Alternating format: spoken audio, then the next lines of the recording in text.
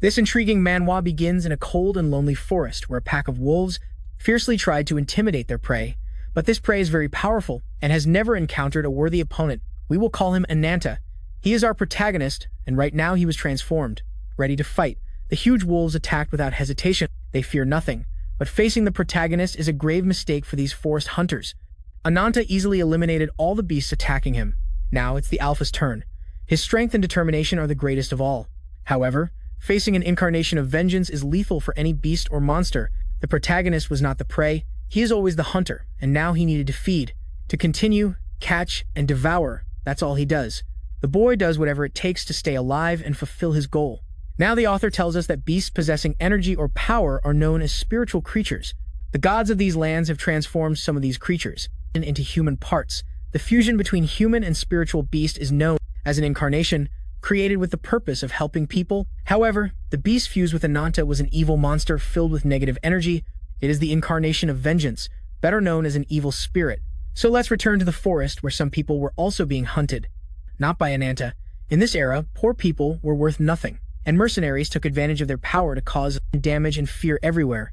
Now that they had taken down this group, they were going to steal everything they had and then decide what to do with them. The mercenary group finished their work, and when they tried to leave the forest, they encountered something chilling. An entire pack of gigantic wolves had been completely destroyed. The mercenaries assumed something very dangerous was roaming this place, so the best thing was to get out of there. However, someone shouted, they found a boy. Here was the protagonist, Ananta, resting next to the alpha wolf's body. The men thought this boy was caught in the wolf's fight. They found it absurd that a single human could eliminate an entire pack, but they wouldn't miss the chance to rob him. However, a huge lizard tried to bite the leader. This creature didn't want anyone touching the protagonist, and by the way, we'll call the lizard Ruby. The man tried to hurt Ruby, but Ananta quickly cut him, causing him to lose his arm. The protagonist wouldn't let anyone hurt this lizard, and with a single punch, the boy broke the man's face. He didn't want anyone touching his things without permission. They worked as a team, having protected each other for many years, and Ananta doesn't just feed on beasts. The mercenaries couldn't believe such disrespect. They wanted to do everything to the protagonist, so they gave the order to capture and kill him quickly. The boy told them his friend wasn't that badly hurt, he could still be saved. However, he pulled out his axes, giving them one last warning. Anyone who wants to attack him must be ready to die and leave everything behind. Anyone who kills a living being just for fun deserves to be destroyed and annihilated to the last atom. All the mercenaries got tired of listening and attacked without hesitation. Ananta took a stance to finish these people off. It would only fuel his curse more, so without needing to transform, in an instant, he eliminated several men with his enormous killing skill. The guys couldn't believe what they saw. They assumed this boy was a forest demon. However, apologizing or escaping was not an option. 3 men readied their crossbows to shoot. The boy saw them, wasn't scared, and didn't plan to show mercy. The men fired, and Ananta, being exhausted, had no energy to transform, so he grabbed Ruby and protected her. He couldn't do much more to prevent this from happening. Hurt, the guys couldn't believe it. They hit him, but instead of dying, the hatred and murderous intent were fueled by the wounds. Ananta is the embodiment of vengeance, and his energy was resurging, the curse of Ananta. He could feel all the hatred around him. Now the mercenaries understand that this is the power of an evil spirit. However, despite being about to transform, his energy was fading because for Ananta to harness all that power, he needs to feel hatred and defend a creature, not feed hatred. Someone else was watching from afar. The boys would have several rivals from now on. So night fell, and Ananta was captured. His lack of energy and strength wasn't enough to defend himself from the criminals. The village leader looked at the loot from his men and couldn't believe they brought back an almost intact alpha wolf. He supposed it was true. The protagonist had a very powerful evil spirit. The boy told the boss not to be foolish. Bringing the alpha wolf is a ticking time bomb. The man wanted to hear him out. He was interested in what Ananta thought, so he asked him why he did all this, what his purpose was. Ananta said he did it because he was hungry, although it would have been better to return those thieves. One of the mercenaries told the boss they should eliminate the boy. They had seen his energy. It has overwhelming and very destructive power. He supposed now there were 2 evil spirits roaming the forest. A few weeks ago, there had been reports of the possible existence of another dangerous monster. The boss said that sounded bad, but after all, this boy was still human. The mercenary asked him to look at the wolf's wounds. It was clear they were bite marks. Ananta is a beast in human form, not the other way around. Evil spirits attack indiscriminately. Having him alive here is already a ticking time bomb. The protagonist laughed. He couldn't believe it. If they knew so much about evil spirits, They should already understand that having him chained up was useless. If he were truly a monster without conscience, he would have eaten them all by now. He looked at the sky and saw something huge flying by. It was the same crow that had been watching the boy a few hours ago. The boss felt blood falling on his shoulders. He looked back, and surprise, the deceased alpha wolf had come back to life. The boss thought it was a zombie, but Ananta said the wolf was a spiritual beast that had become an evil spirit because of all the hatred it felt toward humans. The problem was getting bigger because the entire pack of wolves that had been eliminated were now turning into evil spirits, and they had a new alpha. This was the monster the mercenaries had seen before the protagonist, an incarnation of nature but turned into an evil spirit. The creature could communicate with its allies, and quickly all these wolves did their best to break through the defenses. In a very short time, people started to be eliminated. All the chaos caused a fire, so some beasts began to burn alive. However, the spirit of the forest stopped. It felt something strange. A wolf's head was thrown at it and fell right at its feet. The protagonist had rested and was now ready to devour evil spirits. Ananta destroyed the barrier and approached the spirit of the forest. These two were going to fight to the very end. Understand that Ananta can feed on anything except innocent people. Everything else fuels him to increase his power. The boy said he wouldn't leave anything of the spirit of the forest. He was going to devour it piece by piece. He didn't want to have to share the hatred of this area with any other curse. Vasco, as we'll call him in this form, wouldn't be intimidated. He also wanted to absorb the protagonist. From behind, more evil wolves appeared. They were actually different species, but all were evil and under Vasco's control. Ananta grabbed them with his claws and crushed them against the ground. He wasn't going to forgive them. He took impulse and launched himself with all his strength. He wants to catch up to Vasco to attack him. The monster noticed that Ananta is very powerful. He felt like running, but Vasco was also under the control of an evil spirit, even more powerful. It ordered him to transform. It doesn't want Vasco to escape. It needs Ananta eliminated no matter the cost, so both bared their claws and were ready to tear each other apart. The impact was overwhelming. Both landed deadly wounds, but for the protagonist, that's not a problem. Vasco landed a powerful attack and now had him subdued, but the protagonist managed to grab his arm to stop him from moving, clenched his fist tightly, and with great speed landed a crushing blow on Vasco's jaw, pushing the forest evil back several meters. Ananta is so grotesque he tore off that monster's arm. His fighting style is too savage. However, he still wasn't at 100%, and his energy is hard to maintain, so he must transform back to avoid overloading. The outer layer of the forest spirit was destroyed. However, this monster was actually a girl who was cursed, just like Ananta. The protagonist pulled her out and looked at her closely. We'll call her Nadia, and the boy understands that the power comes from her. But she was actually being controlled, and something moved very fast from behind. The boy's reflexes are those of a hunter. However, he still got hurt but survived. The enemy wanted to behead him. This was the real cause of all the disaster in the forest. She quickly descended, wanting to see her prey up close. Ananta accused him of being the monster, tormenting the forest and attacking humans on his own initiative. We'll call him Drag, and he is an incarnation. The incarnation of Carrion. The guy was sad. Anya was a very powerful puppet. How could a simple cursed one defeat her? Ananta threw the white hair at the guy. He assures that no matter the reasons, he will crush any beast that abuses its power. He asks Drag to attack. It's time to be a man and fight head-on. Drag transforms, claiming his main ability is to take control over all those who are eliminated, whether physically or mentally, and now he's going to eliminate the protagonist to obtain the puppet with the most potential in the whole world. The guy spread his power throughout the area, causing not only the beasts, but also the humans who were eliminated to awaken and become his new subjects. Ananta is completely surrounded. He can't escape this. Drag gave the order for all his slaves to attack the boy. The beasts started biting him. The humans managed to shoot a few arrows. The boy seemed like he was being eliminated. He wasn't resisting. The crack shouted that they must finish him right now, and the boy had no energy left. He landed a blow that pierced Ananta's chest. Any mortal should die from that. However, this protagonist is no ordinary mortal. All he did was feed the hatred of his curse, so he could regain strength. He ignites his power like an intense flame at maximum power. The wounds and hatred he feels are enough to keep fighting. From behind, you can see how all the monsters were disintegrated in front of Drag. His body couldn't believe it. This energy surpasses him by far. The incarnation of vengeance has infinite potential. A simple incarnation like Drag never stood a chance. Now Ananta is ready to feast. It's been a long time since he devoured such a despicable being. The protagonist's energy literally devoured the crow. The monster felt like it had been bitten by a T-Rex. Being swallowed, he could see all the beasts that lived inside Ananta and quickly absorb every last feather. Now let's go to Nadia, who finally woke up, focused her sight and was surprised by all the negative energy coming from the protagonist. However, despite how devilish his energy looks and feels, Anya isn't scared at all. The guy turns to look at her, assuming she finally woke up. He moves toward her and stands in front of her.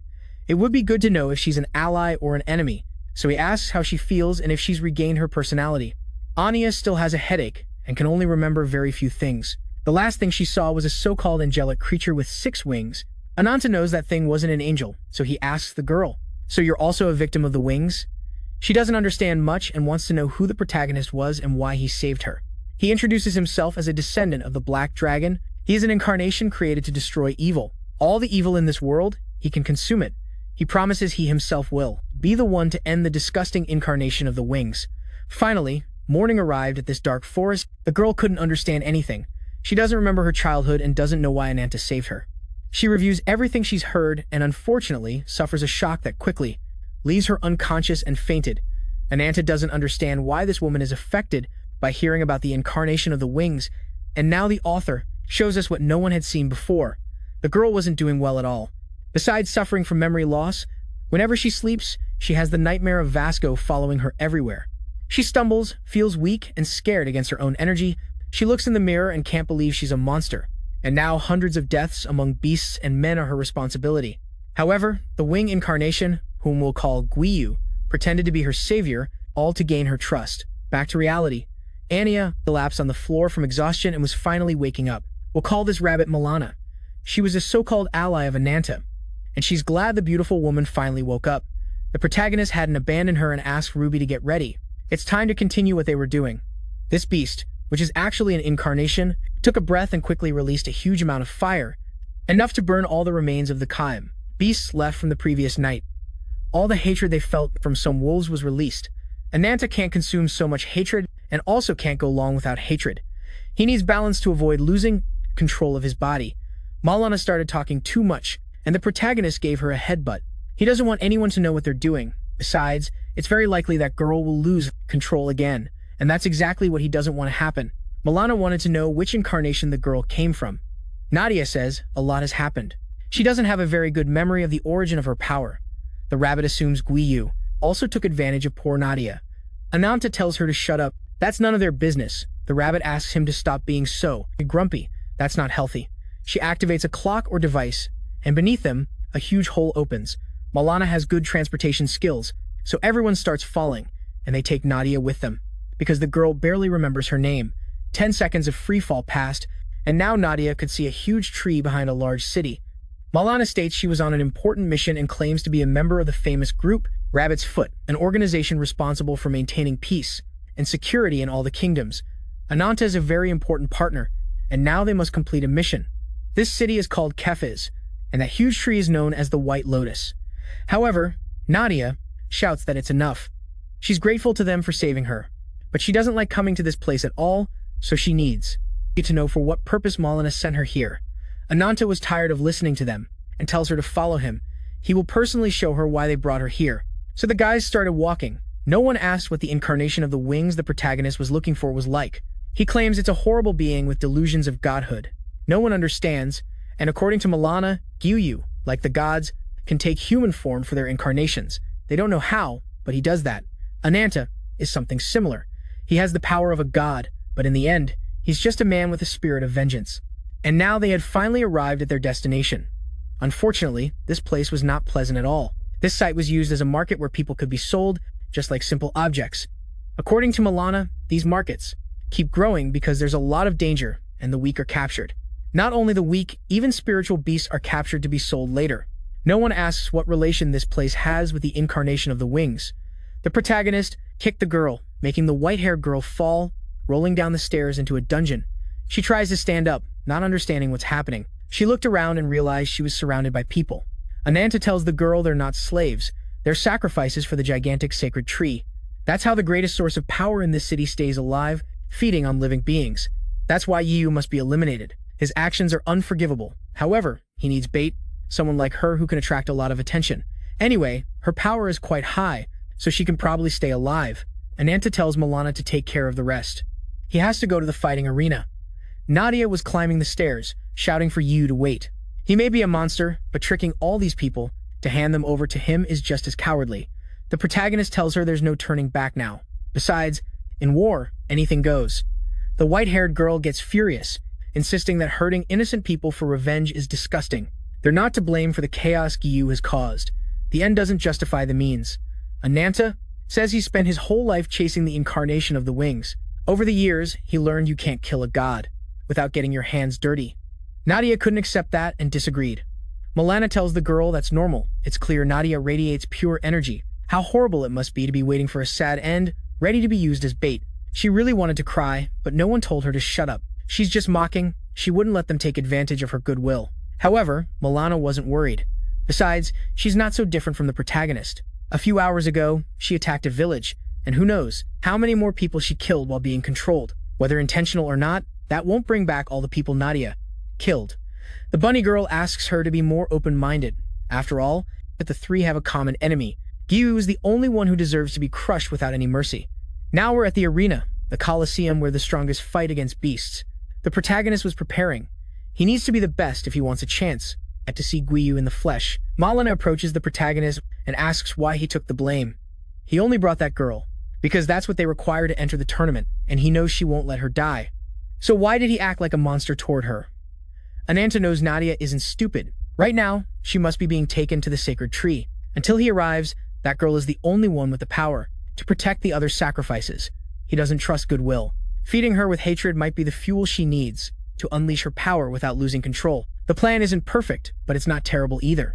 If all goes well, today he'll have Gyu's head in his hands.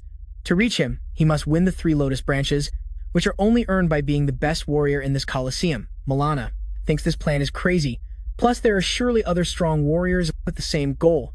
Attracting Gyu's attention would be easier by causing a commotion. Donatella wants to win with the fewest possible casualties. However, she knows the boy needs to keep acting human.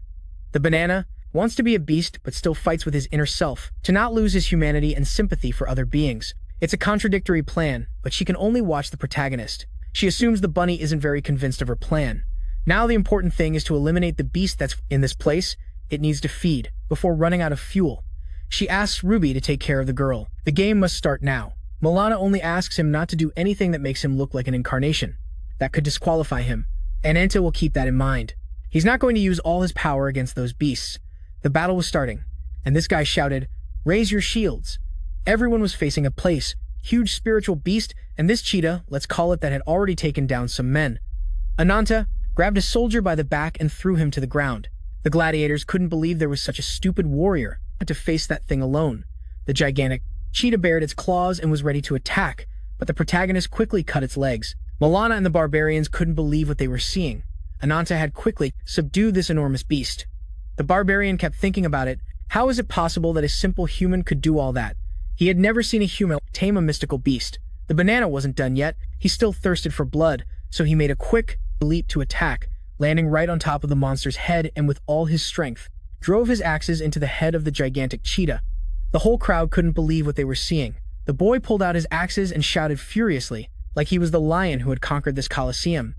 He looked toward the gigantic sacred tree, thinking of his enemy. He knows that sooner or later he'll reach Gyu and won't miss the chance to eliminate him.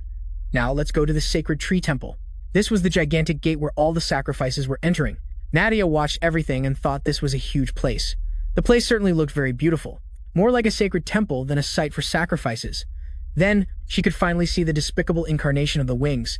The guy had a very gentle, angelic appearance. He asked everyone to please not be afraid and to be guided by his benevolence, welcoming everyone to the sacred tree temple. This guy is the one the protagonist thought was the incarnation of the wings. The author explains that this gigantic tree is also known as the White Lotus Tree. Few people understand its intentions, few know its true purpose.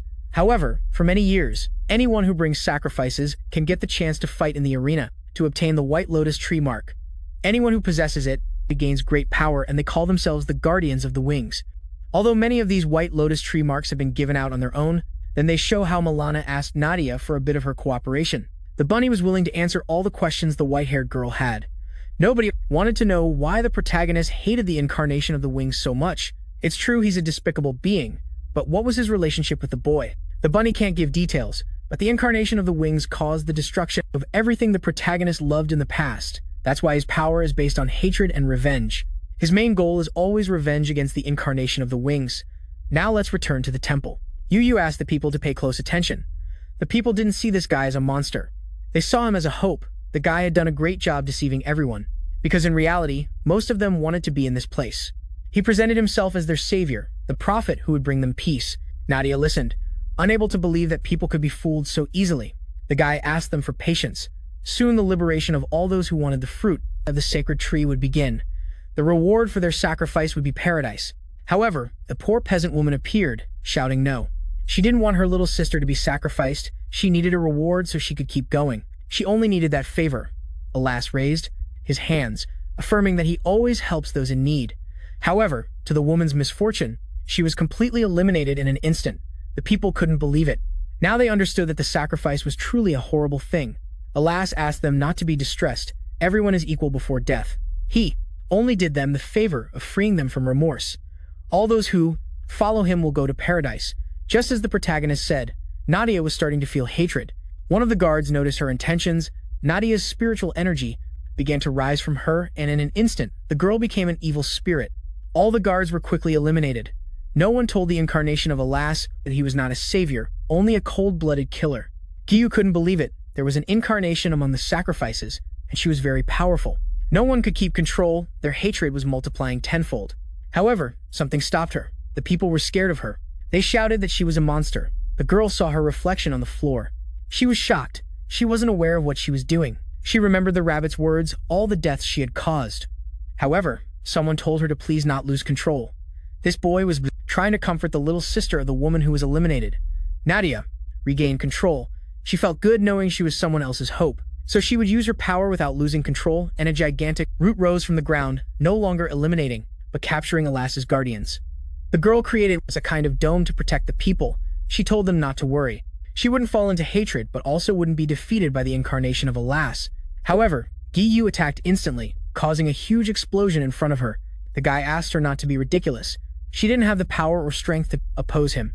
No, he couldn't believe that a simple incarnation was standing between him and his sacrifices. The girl introduced herself, assuring that her name was Nadia, and that she was the very incarnation of nature. In the name of all that is good in the world, she would not let Giyu continue ruling. Alas couldn't believe it. They had never seen such an arrogant woman. The girl began her move, knowing that Giyu's attacks were telekinetic, so she created a gigantic mace with which she planned to crush the enemy. The girl threw her huge mace at high speed against the incarnation of Alas. However, the guy had no problem. He was surrounded by many energies that gave him more power than one could imagine. Ananta could feel the increase of ki in the temple. There were also loud sounds, as if a fight was breaking out. He assumed Nadia had already started, so he had to move quickly. Back to the girl, the white-haired one couldn't believe what she was seeing. Her mace had been shattered in an instant. The enemy's telekinesis was very powerful. She didn't know that Alas's strength was so devastating. Above the girl, there was a huge cage trapping a powerful beast. The cage fell in front of the white-haired girl. She didn't recognize what kind of monster was inside. Unfortunately for Nadia, the fight wouldn't be easy at all. This was an incarnation of the wings, an artificial beast that had been created by Giyu, and in an instant, the girl is pierced by 2 stakes. The guy says, "Please open your eyes wide. This is only one of the hundreds of servants his mercy has. Keep in mind that the author of this work likes to make many scene changes in the middle of a fight, and now we are at the Colosseum." Ananta had to destroy one last beast, this huge saber-toothed tiger. No one could understand how a human could be so powerful. However, the boy respected it a lot, a beast that had been subdued and humiliated. Despite that, it didn't become an evil spirit, so he quickly ended its existence. The barbarians were also very surprised. Many had already surrendered. It was obvious the protagonist was going to win this competition. Finally, all the beasts had been eliminated, and now the winner of this whole dispute would be revealed. A group of winged guardians entered the Colosseum with the prize for the winner. This barbarian was also after the incarnation of the wings, and we'll call him Bernard. Plant saw his reward. It was the branch of the sacred tree. He knows this won't give him power, but at least it gives him a chance. To get closer to the incarnation of the wings, he was very close to destroying the guy who ended his life and his family. Then we returned to the sacred tree temple. The refugee children watched. It couldn't be Nadia. The girl was badly wounded. Those stakes went very deep. She was already losing blood, facing the incarnation of the wings. It is complicated. Against this evil beast, things look very bad. Yu tells the girl that she challenged him. Now he wants to see what she's made of. If she's not able to prove her worth, Those poor people will pay the price, and they won't even go to paradise because of a troublemaker. She tells him not to be stupid. Saving doesn't mean saving. I've told you that several times, letting them keep hurting these people because of your disgusting fanaticism. The girl was overloading her spiritual energy. Obviously, hatred was taking over her, and Gyu assumes this woman is hard to break. He states that true salvation begins with despair. He had the power to control some roots and attack the people. He was going to show Nadia how cruel he could be. The girl was surprised. She didn't think Gyu could do that.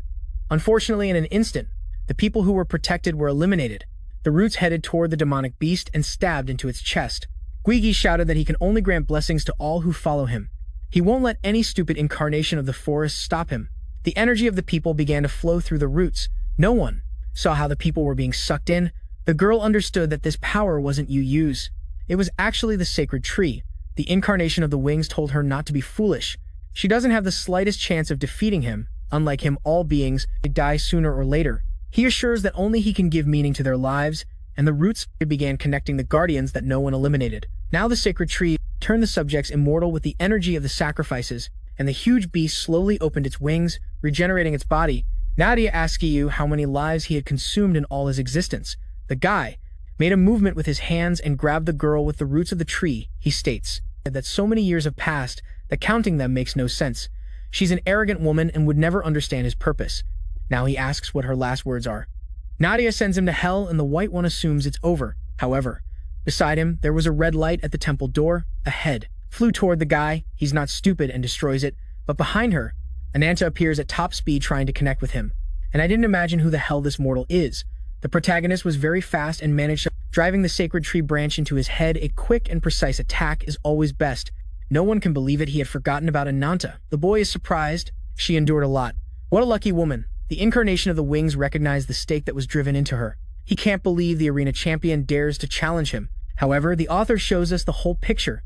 Because Ananta had to get rid of the guards, the boy states that today was the day he would finally make Gyu pay for his sins. The protagonist asks Nadia where the incarnation of the wings was. They must find him quickly. Surely he's hiding somewhere, and Nadia can't believe it. She thought that guy was Gyu, but it turns out this guy is not actually the incarnation of the wings. He was transforming. He wouldn't let anyone doubt his name. The protagonist told him to shut up and said to show his boss, since both know he is far from being the incarnation of the wings. Outside the palace, there are still guards. However, Bernard was taking care of them. The guy is a barbarian with high destructive power. His battle ability was exemplary. He shouted to his squad that they were very close to the target, so they must keep advancing. The guy was thinking about the protagonist, wondering where that boy was. However, he looked inside the palace and saw many guards eliminated. Now he understands that the champion was also after the incarnation of the wings. So let's go with them. The white-haired girl assumes now everything makes sense. But how is it possible that someone takes the role of the incarnation of the wings? Ananta tells her she is very blind. She was supposed to have seen the incarnation of the wings before and knows that guy appears an angel. The main symbol is the 3 pairs of white wings. This thing is surely a follower guardian of Gyu. Ananta laughed. The imposter looked more like a bird than an angel. And if he doesn't say where his boss is, he will crush him. The imposter pretends to be outraged, saying he won't answer anything else. More guards appeared and attacked the protagonist. But the boy wasn't playing games using his claws. He freed the white-haired girl, and Ananta told her to move. There are still survivors. The girl looked at the rubble, ran, and the protagonist told her not to come back until he finished off all the immortal guards. They attacked, but Ananta's energy of vengeance destroys any blessing. However, let's not forget there's also an evil beast. The huge monster prepared hundreds of stakes, expelled them from his mouth, and fired, causing great collateral damage. Nadia did her best to protect the children. She got up. It was too much damage. However, Ananta was already transformed and could crush the beast. The protagonist jumped from the columns toward the monster, always attacking head-on with his claws and sharp fangs. A piece of the huge beast fell very easily, but something attacked him from behind. He was hit from the back. The imposter admits it. Ananta is very powerful. However, he was convinced he was a god and would crush anyone who challenged him. So using the power of this sacred tree, he would turn the boy to dust. Nadia felt the powerful energy. It's the same that crushed her gigantic supercharged mace. Ananta grabbed the imposter by the arm and roared like a huge dinosaur. Still Chengo, as we'll call him for now, held him by the mouth. Can't believe how stubborn the champion is. The protagonist didn't stop and launched a claw swipe to catch him. Chengo dodged and retreated, so Ananta attacked again. The pro threw his claw strikes with all his strength. However, Chengo kept dodging 1x1. He was a notably fast enemy anyway. The protagonist wasn't going to let him escape.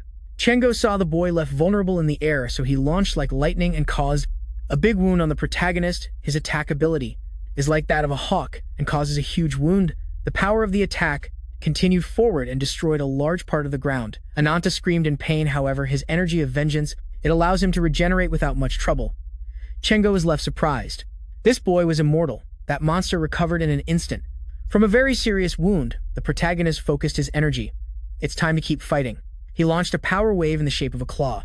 The guy, using the sacred tree, tried to protect himself, but the energy went through everything and split the enemy in half. Chengo screamed from the smell. No one was surprised. The protagonist is very powerful. The guy fell to the ground. He couldn't believe that an inferior creature had hurt him like that.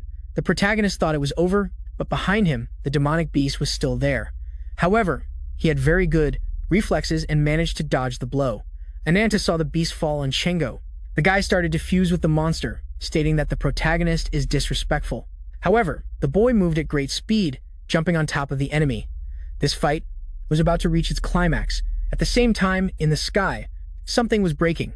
Someone had arrived and was looking for Chengo. Let's call this guy Cornelius, and he was right above the sacred tree. So let's go back to the protagonist and Chengo. The white-haired guy, because he was talking, wasn't paying attention to the boy's movements. In an instant, Ananta managed to pierce him, but he shook him off with the help of the beast.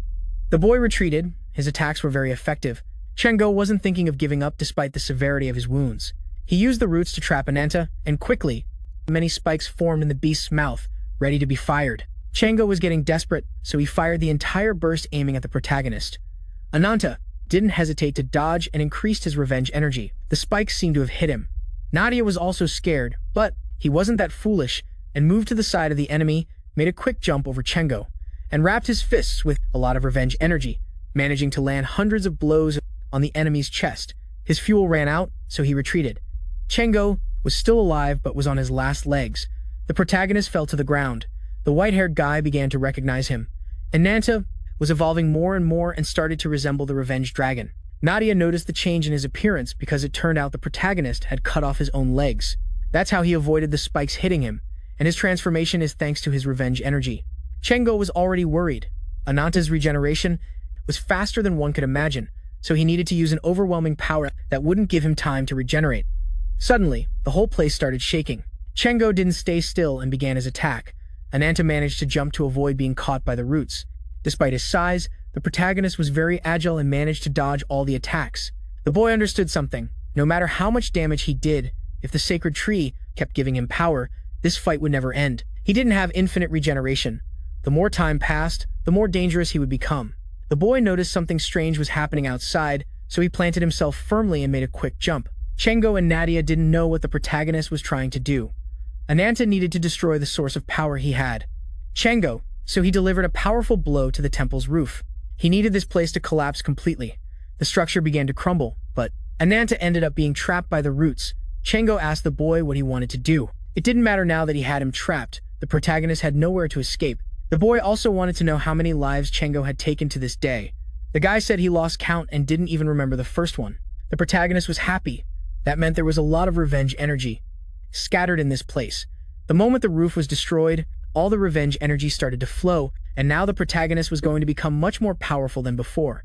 Chengo looked at the sky.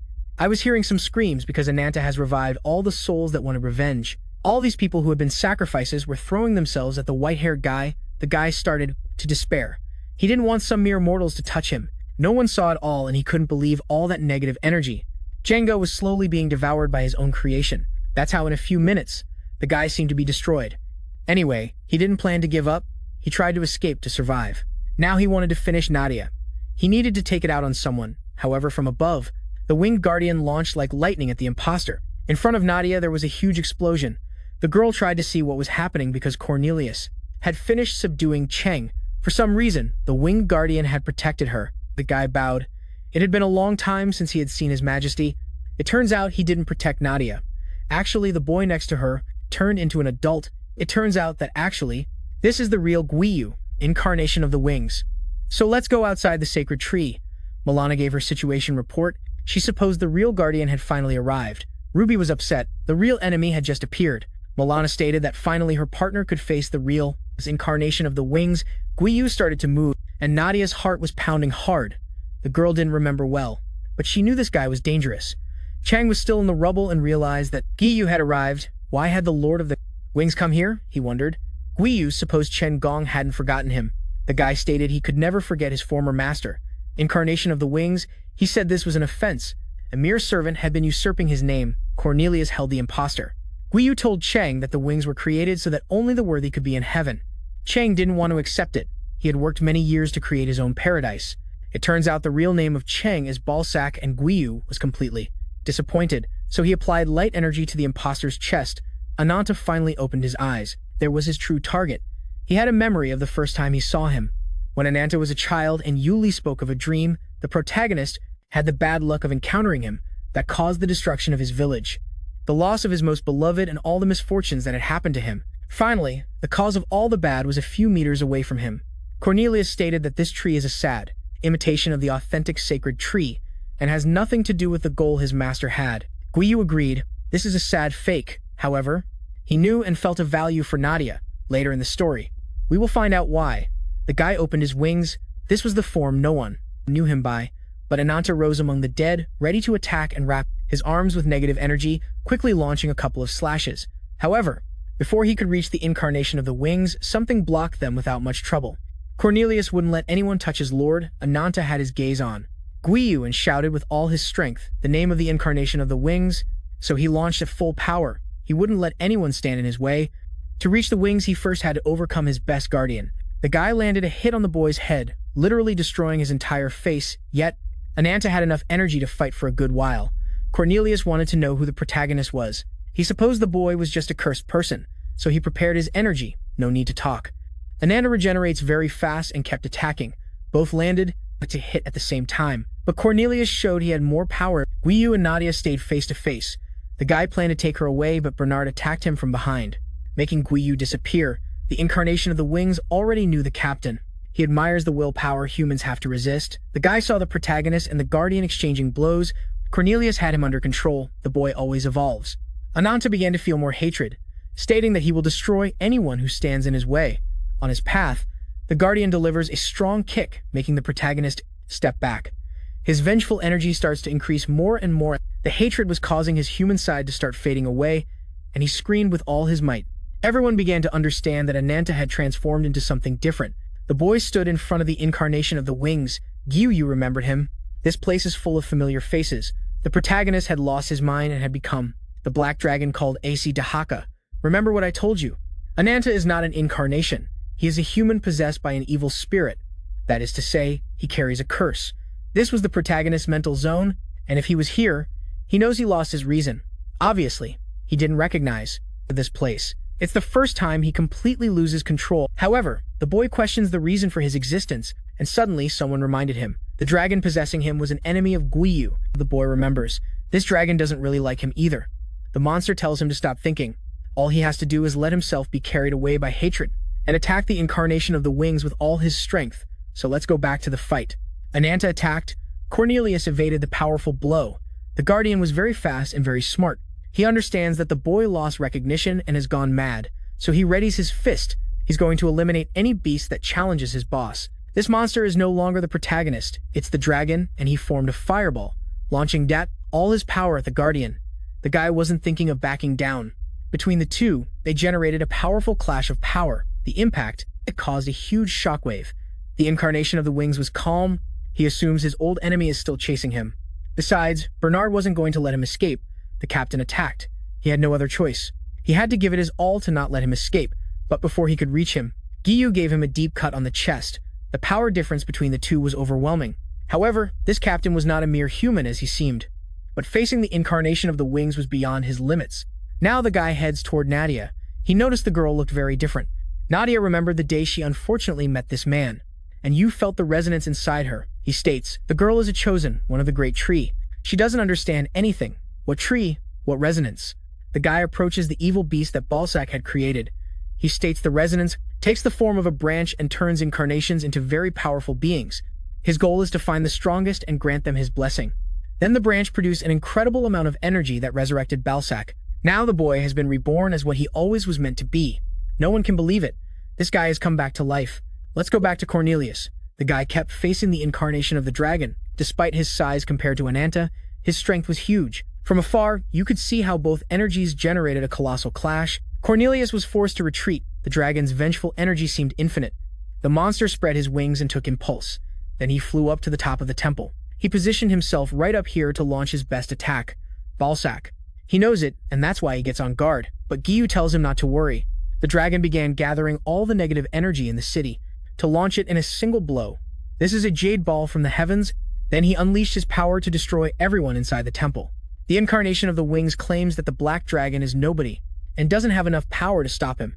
There's no place for beasts in the sky, he says. The white-haired man launched a very powerful ray of light, much stronger than the vengeful energy of this place, and ended up connecting his attack to the chest of the gigantic dragon.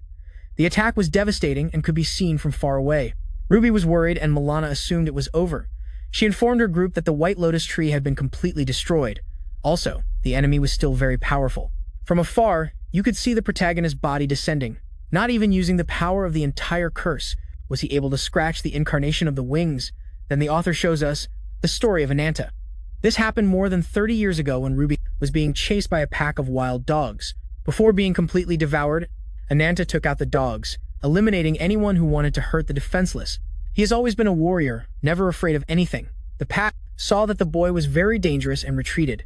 That was the first time Ruby saw the boy.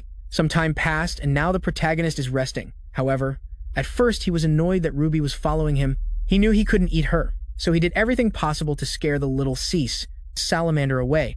However, Ruby wasn't exactly defenseless, and showed that she was capable of launching a big fireball. Then, Ananta began to recognize her. With that fire, many things could be cooked. However, there was a problem. The boy wasn't sitting next to a simple rock. This thing was actually a gigantic monster, and little Ananta was in trouble. That day, the boy had no choice but to escape. However, this terrain was new to him, and he was running toward a cliff. Anyway, he jumped. He had no other option. He fell, and in front of him was a person. The boy looked back, knowing that thing might still be chasing him. The rhinoceros isn't stupid. It knows there's someone dangerous here.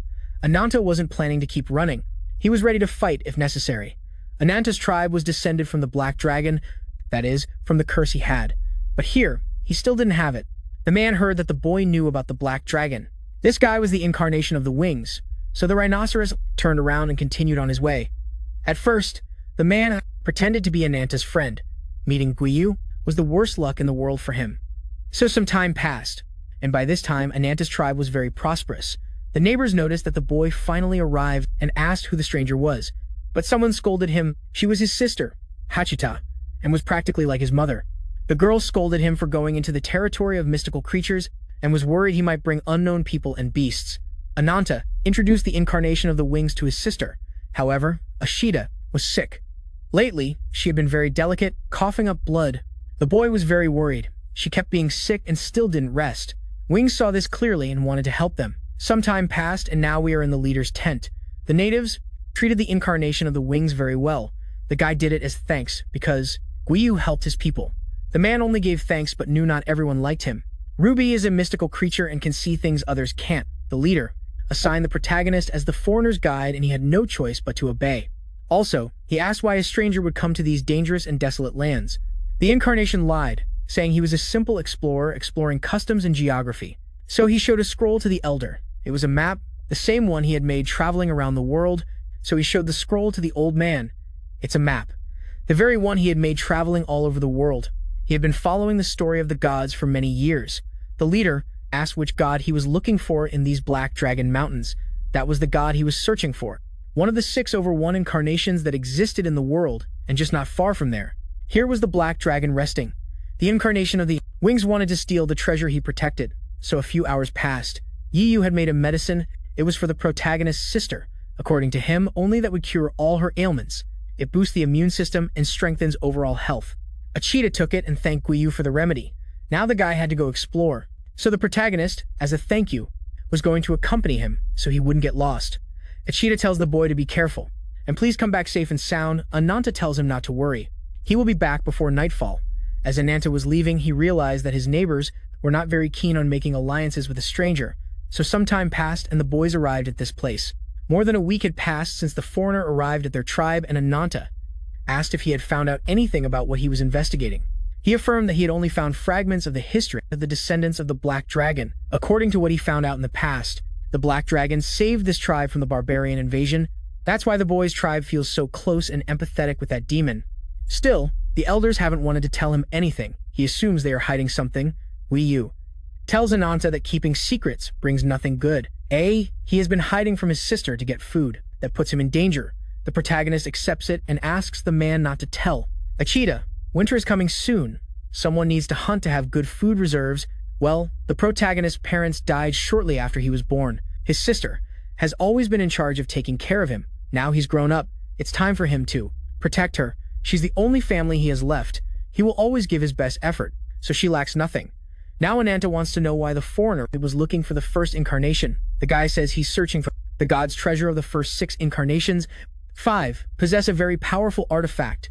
If someone evil manages to obtain all the relics, they will turn anyone into the most powerful being in the universe. So he must get those relics before they fall into the wrong hands. Ananta mentions the ancient scale. The guy is surprised, meaning the boy knows the relics. The protagonist says it's a secret of his tribe. It's a story his sister told him when he was very young, when the Red Dragon defeated the invaders. He didn't stop there. He went and attacked their villages until turning them to ashes. Then he himself entrusted his scale to the village he had protected. Right now, he was sleeping, and his tribe is in charge of protecting his treasure. Only the elite guardians are authorized to enter that temple, and Guiyu wanted more information. Ananta tried to stop him. These are secrets of his village. He can't say anything else. He can take him anywhere except that temple. The incarnation of the wings asks him then to take him to a place, and so the hours passed. Here the two were watching the sunset. Guiyu tells the protagonist that he had a dream he wanted to find the horizon that connected the world of the gods. He has been working many years to achieve it, and he will do whatever it takes, even if it means becoming the enemy of the whole world. Ananta is just a kid. He didn't understand what he meant. The guy says that Achita's illness was a curse caused by the Black Dragon. The guy made Ananta doubt his relationship with the incarnation of the dragon. According to Guiyu, the dragon is an evil being. It makes no sense to trust him with his treasure. He says that dragon deceived them all. He is spreading a curse across the desert.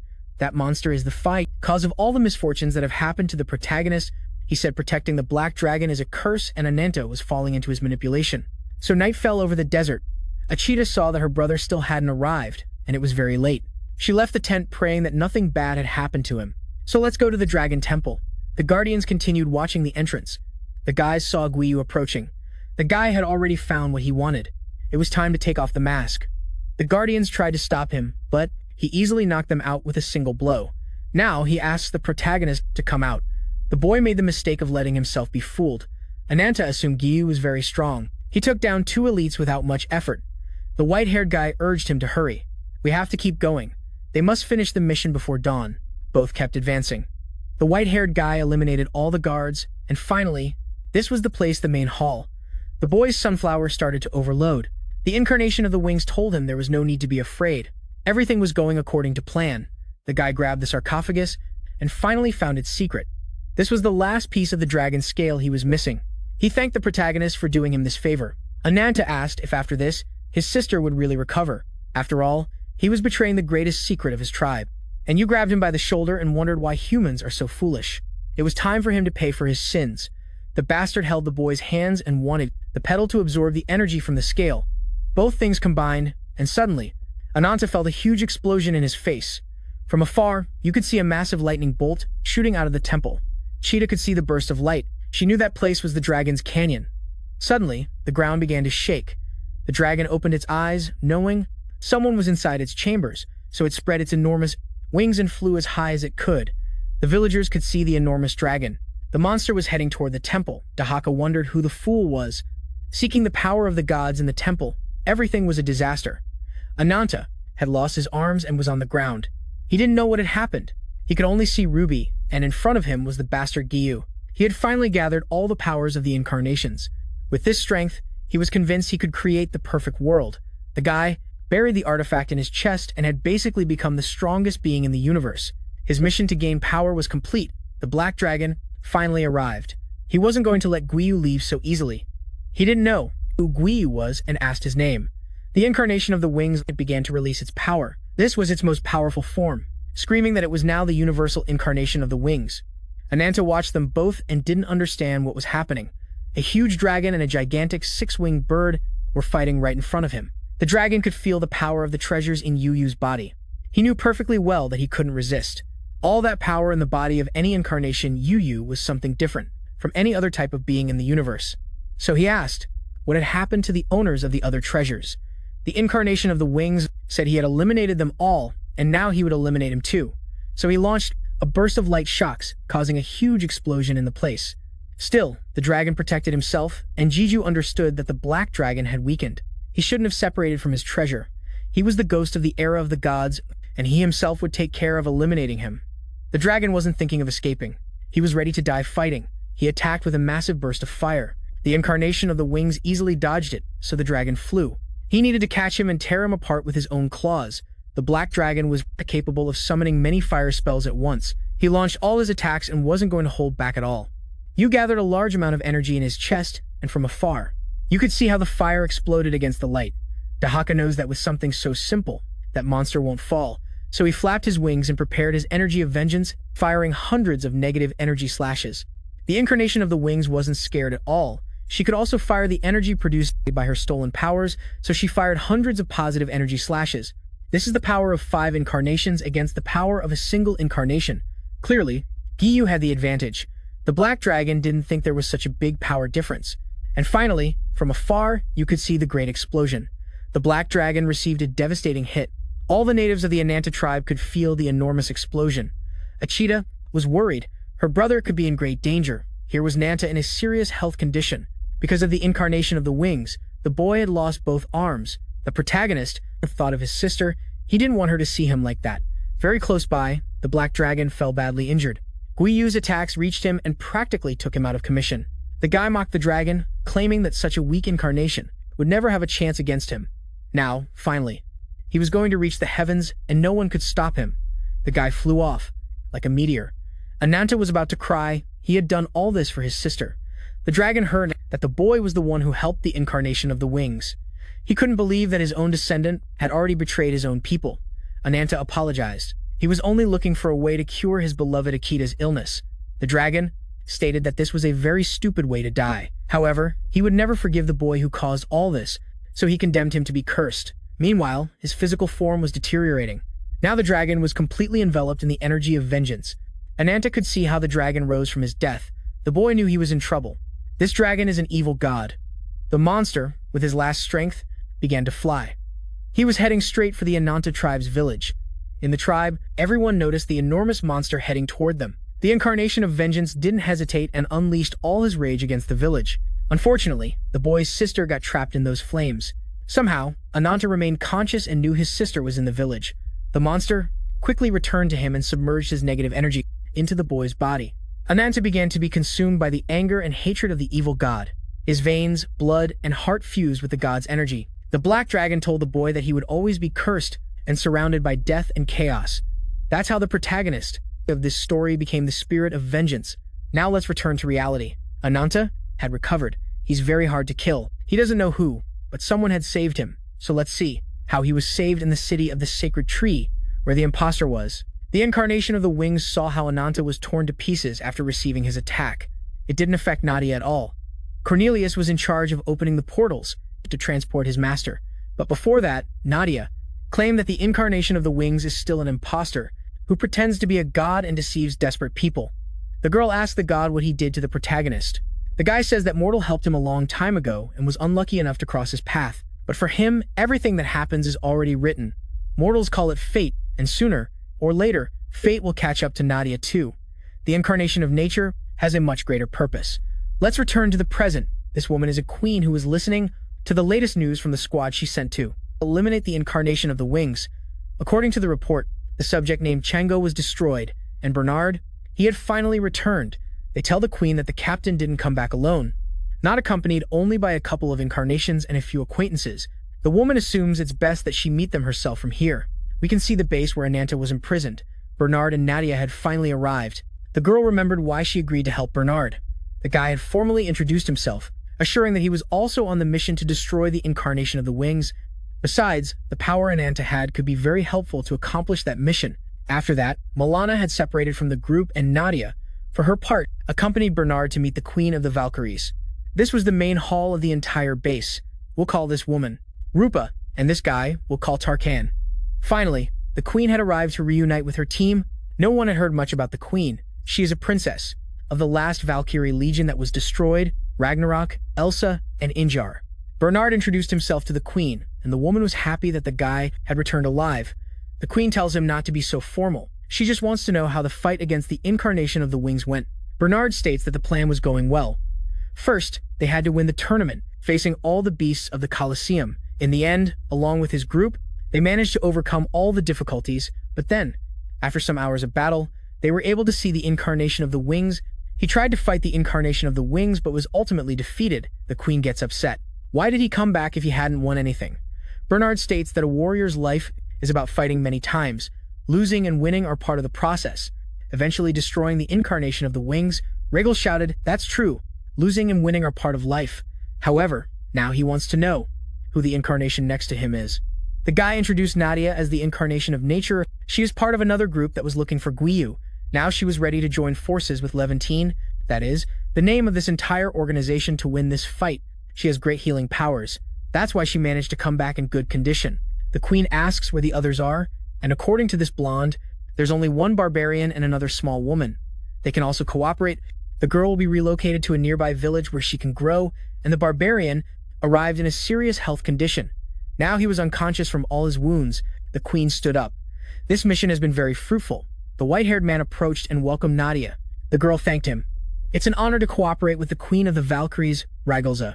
He asks what her goal is, what she hopes to achieve with this alliance. If she's a spy, she won't do very well, and it's better if she goes back. But Nadia also came here because there's a branch embedded in her soul. She knows the Valkyries have information about that kind of artifact.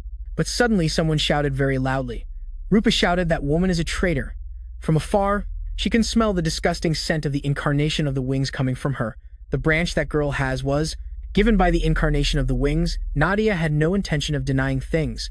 She admits she has the branch of the power of the wings. However, she knows nothing about this power.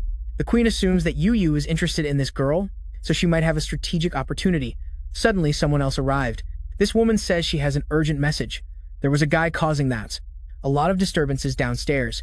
Ananta had woken up and was causing a big mess. The author of this story makes many flashbacks, now shows us what happened after the protagonist was controlled by the dragon's curse. The boy didn't completely lose control. He saw his village was on fire so quickly. He moved at great speed to see if his sister had survived. The boy arrived and roared with all his strength. It's a way to release his pain. He was still conscious and could see the victims.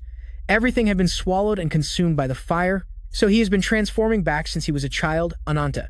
He managed to control the curse's power to some extent, walks a bit thinking about his sister, and here she was, completely consumed by the flames. The boy took her and hugged her. He would never forgive himself for this mistake and would never forgive the person who deceived him. At that moment, Ananta was found by Milana, at least when she was in adult form. The point is that this is how she was born. Wiyu's greatest enemy. This was the incarnation of vengeance.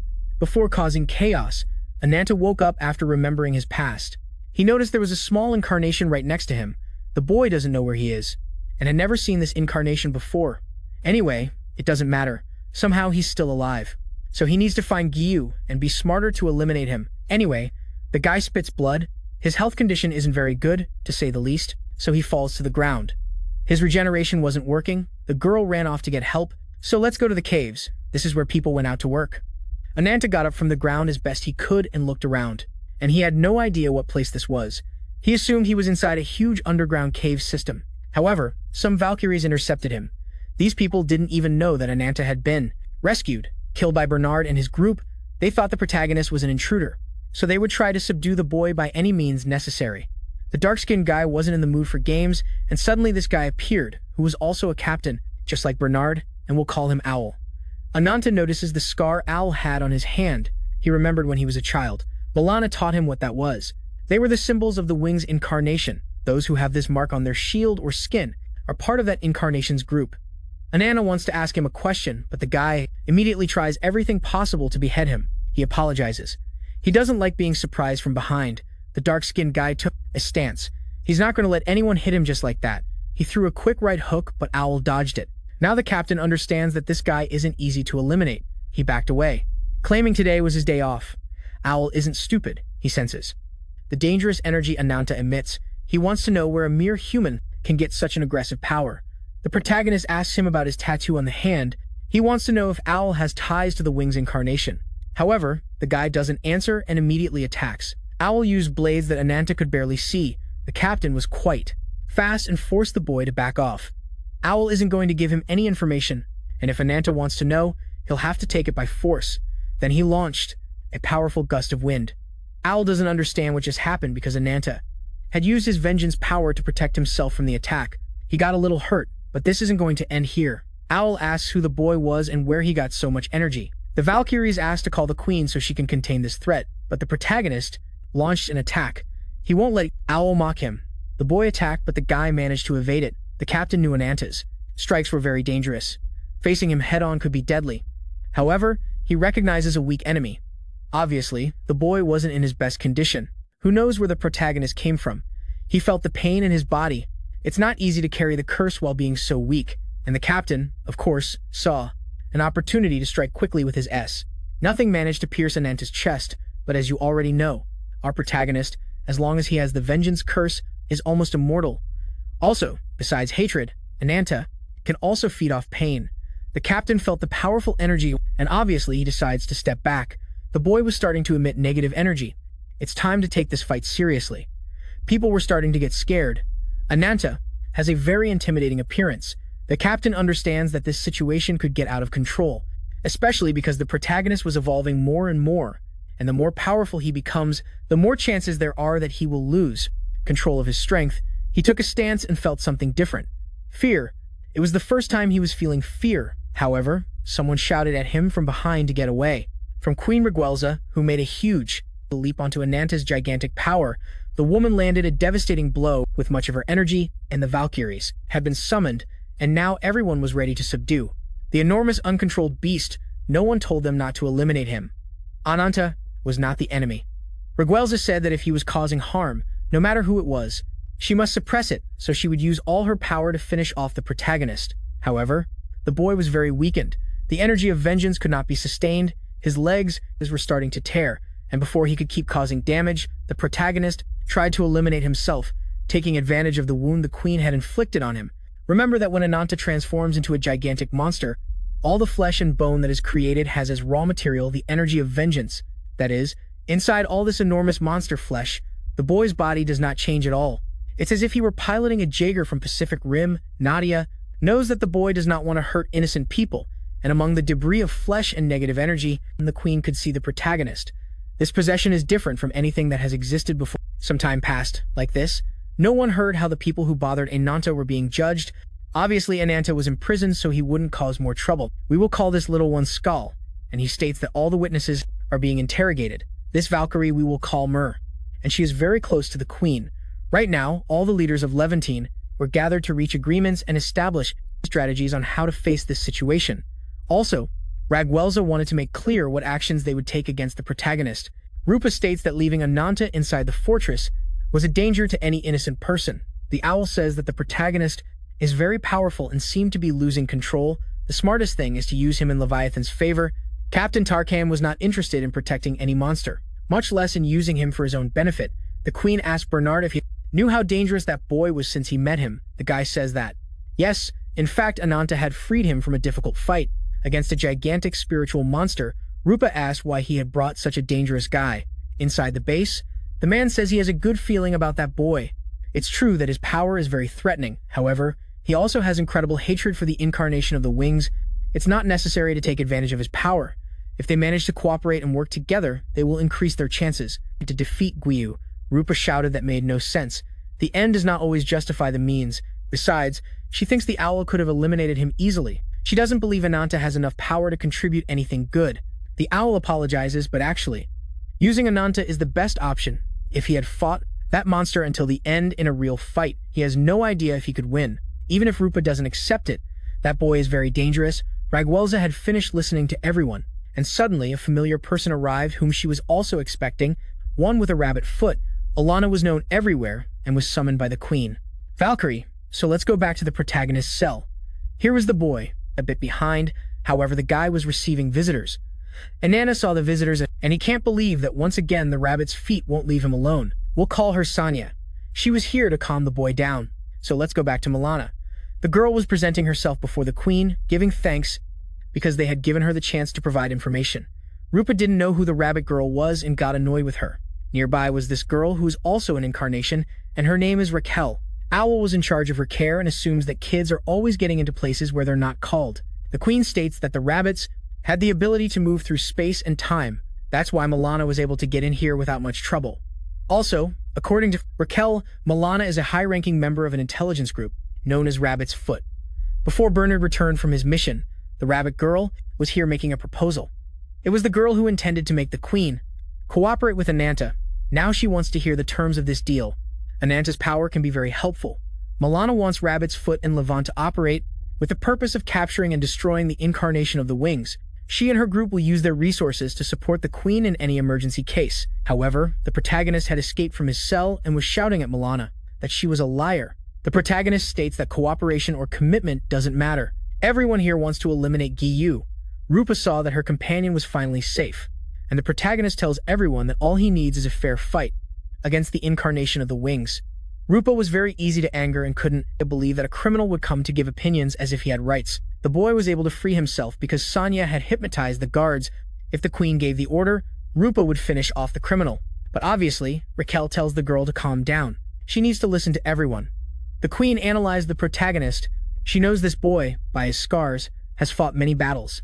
So surely he is a master in the art of assassination, and his negative energy is very intense and powerful. She had never seen such a dangerous being be so civilized. He is the incarnation of vengeance, and anything related to destruction. Milana presented her most powerful agent. This boy has the potential to defeat the incarnation of the wings. Ananta held her by the head, asking, since when does she think he was her object? However, he was very weak and starting to relapse. Only Sanya can recover him, and the protagonist reminds him that he lost his battle against the incarnation of the Intrant wings one-on-one, so he needs a partner, and that didn't please Ananta much. So the two do their best to maintain their relationship with Ananta and keep him under the same goal. Right now, the boy was suffering because he hasn't eaten in a long time, which creates instability inside him. However, the queen wanted to speak clearly with the boy. She needs to know if Ananta is really capable of eliminating Giyu or if there's at least a chance. She doesn't care about the motives or where the protagonist comes from. It's true that he is dangerous, but she has witnessed his power. Everyone sitting here, despite their differences, has the same goal: to destroy the incarnation of the wings. For example, Owl is a captain. He was once a member of a clan that followed the orders of the incarnation of the wings. However, his clan was destroyed when his people discovered the true intentions of Giyu. That's why he was here cooperating to destroy the leader who once deceived them. She is good at recognizing the hatred a person has toward the incarnation of the wings, and the hatred she felt for Ananta was the most intense she has ever seen. The protagonist asks the queen what her name is, and she answers him. She states that he has a curse that feeds on evil. That is, his power increases as it can swallow hostile creatures, and the best part is it becomes more powerful infinitely. Once it manages to eat and can become more powerful, it will go after the incarnation of the wings. It just needs a small group of competent ones to make the path easier. Rupa couldn't believe so much disrespect, but Raguelza didn't think it was such a bad plan and actually found it funny that Ananta was a poor devil, yet confident enough to eliminate a guy who seems like a god. So she stands up and gives the okay, swearing on her honor as queen that they would do their best to cooperate with the incarnation of vengeance. Now she asks Skuld and Mare to please bring the girl named Nadia, the incarnation of nature. Now let's go to the enemy base. Here was Cornelius, heading to the main hall. The guy opened the door and could see the entire group of the incarnation of the wings. Balzac was entertaining himself. He's a kid and needs to burn energy. These are the main guardians of the incarnation of the wings alongside Cornelius, and later we will get to know them all. Here was Giyu, who had organized a celebration for the birth of a very powerful new member, that is, Balzac. Cornelius states the celebration was a success and everything was ready for Yu to make his journey. The guy then asks him to open the portal. Cornelius had the ability to create portals in places he was already in and suddenly made a hole in space-time. This hole leads to a dungeon where hundreds and hundreds of evil incarnations were imprisoned. Guigi had created a place full of incarnations with the goal of giving more power to the strongest creatures in this place. All these monsters were people who became incarnations, and now want a chance to get out alive. The guy tells them that all those here have been rejected by God. Only the new god Guiyu will give them a second chance. Those possessed by an evil spirit cannot return to their original form. Everyone here knows what humiliation and despair mean. So he was the savior of the despised. He was their light and will guide them on the right path. This would be a test of their existence, a test of what they're worth, where only the strongest must prove what they're capable of. The guy opened his wings and fell like a meteor among the beasts, stating he will connect the horizon of the world, joining the land of the gods with the land of humans. He needs to find the strongest, and who can accompany and help him on his mission. Only those who can hold out until the end of this battle will receive the blessing of the wings. And quickly, the beasts began to eliminate each other. All the incarnations would use their power to earn a second chance. Yu watched them and laughed out loud. This is the despair he has taken advantage of so much. Now let's go back to Levantine. Nadia was here in front of the queen. Regelza welcomed her. The girl notices the protagonist and assumes that finally Ananta is recovering. Alana welcomed her and Nadia wanted to know who the other Pega 80 was. She was told not to worry, the guy is under control, but Nadia was more bothered that Sanya was so close to the protagonist. The Valkyrie Queen stated that she had decided to take Nadia and Ananta as new members of Levantine. The protagonist reminded them he doesn't intend to submit to anyone, but Bernard had no problem. They need the boy's strength to destroy the incarnation of the wings. He changed, he will receive all the assistance he needs, and Nadia, besides her hatred for Giyu, is looking for answers about what happened to her, and they already have that information, although she might not like the answer. Bernard hopes the girl is ready for anything. Nadia tells them not to worry about her, she's ready to understand anything. The Valkyrie Queen states that the branch of the otherworldly tree was well known in her kingdom, normally used to convert to an evil creature or beast in a conscious incarnation. Nadia assumes that's what happened to Balsac. That branch is a catalyst for the most powerful beasts to evolve into an incarnation. The girl wants to know what that means. The captain states that no one is an incarnation thanks to one of those branches, meaning they were once an evil monster. It's possible their original form was that of a demonic being. The girl can't believe it. There are inconsistencies. Why would someone like Giyu give her his power when no one even obeys him? The queen adds that the branch doesn't only work to go from beast to incarnation, but also from incarnation back to beast or monster. She witnessed how a beloved incarnation turned into a powerful monster. It was when the incarnation of the wings attacked the Valkyrie kingdom. She saw how he turned a great friend into a gigantic demon spirit. Her friend, the incarnation of the Valkyries, was transformed into a disgusting monster, and all because of the incarnation of the wings. Ananta agreed with Nadia. Giyu is supposed to transform beasts into incarnations, so they follow him, but Nadia hates him. Besides, that girl isn't evil at all. She hasn't even been heard saying a curse word. Bernard assumes she's different, and comes from the world horizon. That's why Giyu hasn't taken her by force. Ananta asks what the world horizon is. According to the Valkyrie Queen, the horizon of the world is a dimension between the human world and the land of the gods. Powerful demonic beasts live there, and surely Giyu has transformed several of those monsters into his servants. The goal of the incarnation of the wings is to create a being that can become the offspring of the world tree, and only a demonic beast with enough power has the potential to do something like that. When he finds that monster, the gap between the two worlds will collapse. However, it's not that easy. The branch of the divine tree is too much for any being, so finding the offspring of the sacred tree could take hundreds of years. There must be very few beings capable of withstanding so much power, and that's what has held Giyu back for so long. That small detail is what still gives humanity hope. The goal is to find a branch and investigate its properties, so the first mission is to go and find the incarnation of the Valkyries, who has become a demon, and extract all the information possible from her. On this first mission, the commanders accompanying the kids are Owl, a 3-star commander, and Rupa, a 4-star commander. They will lead the attack on the ancient lands of the Valkyries to capture the monster that wiped them out. The first phase of the plan is to raise 1/1 line no matter the cost. The only objective of this mission is to subdue that monster, so Regelsa wished everyone good luck. However, before starting the mission, the author shows us an interesting conversation between Milana and Nadia. It turns out Milana told her everything about the Valkyries and how there was an incredible elite group fighting to defeat Giyu and protect a few thousand people. Nadia knows Milana is very clever and assumes the bunny had already anticipated that the protagonist would be defeated. The bunny agreed. Anyway, gaining a powerful ally like the Valkyrie Queen could be very helpful. Besides, they can't forget that Ananda's power is a double-edged sword.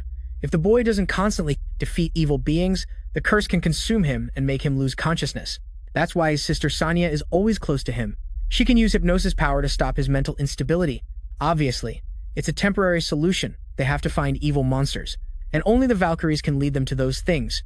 That's when Milana wanted to formalize her relationship with Nadia. She offers the white-haired girl to be protected as long as Nadia helps them defeat the incarnation of the wings. Milana knows that for Giyu, no one is very important. The white-haired girl tells her no, she's not going to make any deal. She doesn't want to keep seeing sacrifices and how innocent people are eliminated, so she doesn't want to make any exchange. She also doesn't want to profit from all this without any conditions. She can cooperate with the White Paw organization to defeat Gyo. Milana assumes Nadia is too noble, so the two of them made the deal, and that's why the white-haired girl's entry into the Valkyrie fortress was so natural. Now the bunny is going to explain to Nadia how the queen will move. At this very moment, Rajelza and her captains are watching how to use Ananta's power to reclaim the ancient Valkyrie capital. It's a cursed land that was built over the ruins of the Valkyrie Empire. The monster that rules that place is one of the 6 original incarnations, Alicorn, the ancient sacred god who protected the Valkyries. According to what the queen said, her loyal protector became a monster after facing the incarnation of the wings. And most likely, that guy is under the branch's enchantment, just like Nadia, but she can control her. Ananta stood up, stating that the mission is very simple to understand: kill the demonic being who destroyed that kingdom and obtain information about the branch. It's not that hard. Everyone already knows they're part of the plan. He needs Milana to guide him to the battle. So, 3 days passed, and now the bunny opens the portal that takes them directly to the ancient Valkyrie kingdom.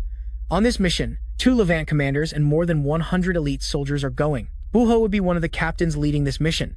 Rupa tells her soldiers not to die yet. They were still very far from Valhalla. The protagonist hasn't eaten in days and is desperate to find a demonic monster and tear it apart. This place is the mission site. Here was the portal that Milana had opened. Buho and Rupa led the charge. Both stepped out, and the wolf woman could feel something not far away. There was already a demonic monster waiting for them. No one activates their nature power and quickly creates a huge spiritual beast to face the evil spirit. The wooden horse fell like a meteor onto the spirit. Buho and Rupa watched what happened. This beast didn't fall so easily but was caught by the branches. However, looking from above, they realized the protagonist was coming with all his strength, desperate to feed on something. The boy crushed it with a single swipe. Everyone could see how terrifying Ananta can be. Buho assumes this will be easier than he thought. With those two as allies, it will be hard to find something more dangerous. A few hours passed, and most of the warriors were scouting the terrain. Ananta and Sanya were here, waiting for the boss of this forest to appear. The girl looked at the time on her watch. She assumes that sunlight doesn't reach this place. Now the author shows us what the queen and her captains had discussed. Ragwelza tells us that the land where the Valkyrie kingdom was built is called Folkwang. It's a special land for spiritual beings. They used to collaborate with the Valkyries, but now those beings have become an army of calamities, so it's necessary to open up a fortress that provides enough support to advance through those lands. Hugo questioned if a fortress is really necessary. With Milana's help, it shouldn't be so hard to transport themselves. The queen says that Bunny isn't 100% reliable. Besides, her ability can only take them to the safest places from the destination point. Right now, the safe point is the Iron Forest, so it's the best place to settle. They will be far from the main route, and that will be the best way to survive, especially with Ananta and Nadia. As reinforcements, there shouldn't be any problems. Rupa claims that she and her companion, Owl, are enough for this mission. The queen tells her she doesn't want to keep hearing contradictions from her. This mission is very dangerous, so she asks them to put aside their differences and not get themselves killed. Then we return to the present. Nadia was asking a favor from Ruby, the fire salamander.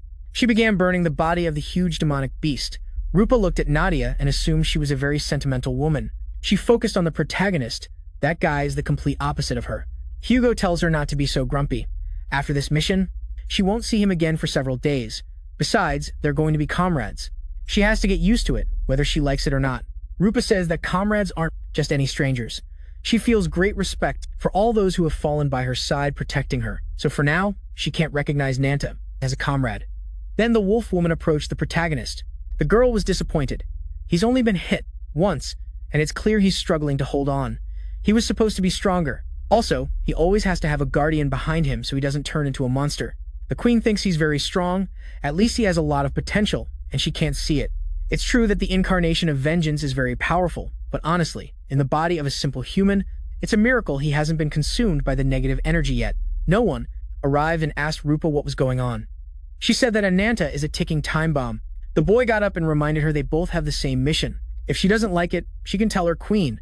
She got upset because she's a captain, and no rookie has the right to talk to her like that. The protagonist recommends that she leave. If he does, she can tell the queen he just ran away out of fear. And if she refuses, she can make him see reason herself. But Ananta has already been too kind. He warns her that if she keeps bothering him, he'll eliminate her. However, Sanya arrived with her ability and attacked Rupa. The girl fell into a memory of hers from long ago. She remembers that this place was a pit full of beasts. However, she was lucky to be found by someone good, the queen. Ragwalza was the person who found her when she was a beast trying to survive. While Rupa was hypnotized, Sanaya told the protagonist that there's no need to fight anyone, and the boy said he wasn't the one who started it. The bunny told him to be smart. The enemy is far from here. They should save their strength to devour them all. Ananta assumes she's right, so he stops bothering. But suddenly, he felt something very dangerous, and pushed the bunny before she could be swallowed, because a gigantic beast was about to devour them, the enormous anaconda. It closed its jaws, turned around, and started moving. But in the forest, Owl saw them and told his team it was time to move. However, that huge anaconda wasn't attacking alone. A group of demonic beasts quickly headed toward the Valkyrie squad. Before they could do anything, Nadia used her power and quickly tore the beast to pieces. She shouted to everyone to get ready for battle. This is just beginning. The monsters were gathered in a huge horde. Let's go back to the snake, which was moving at high speed.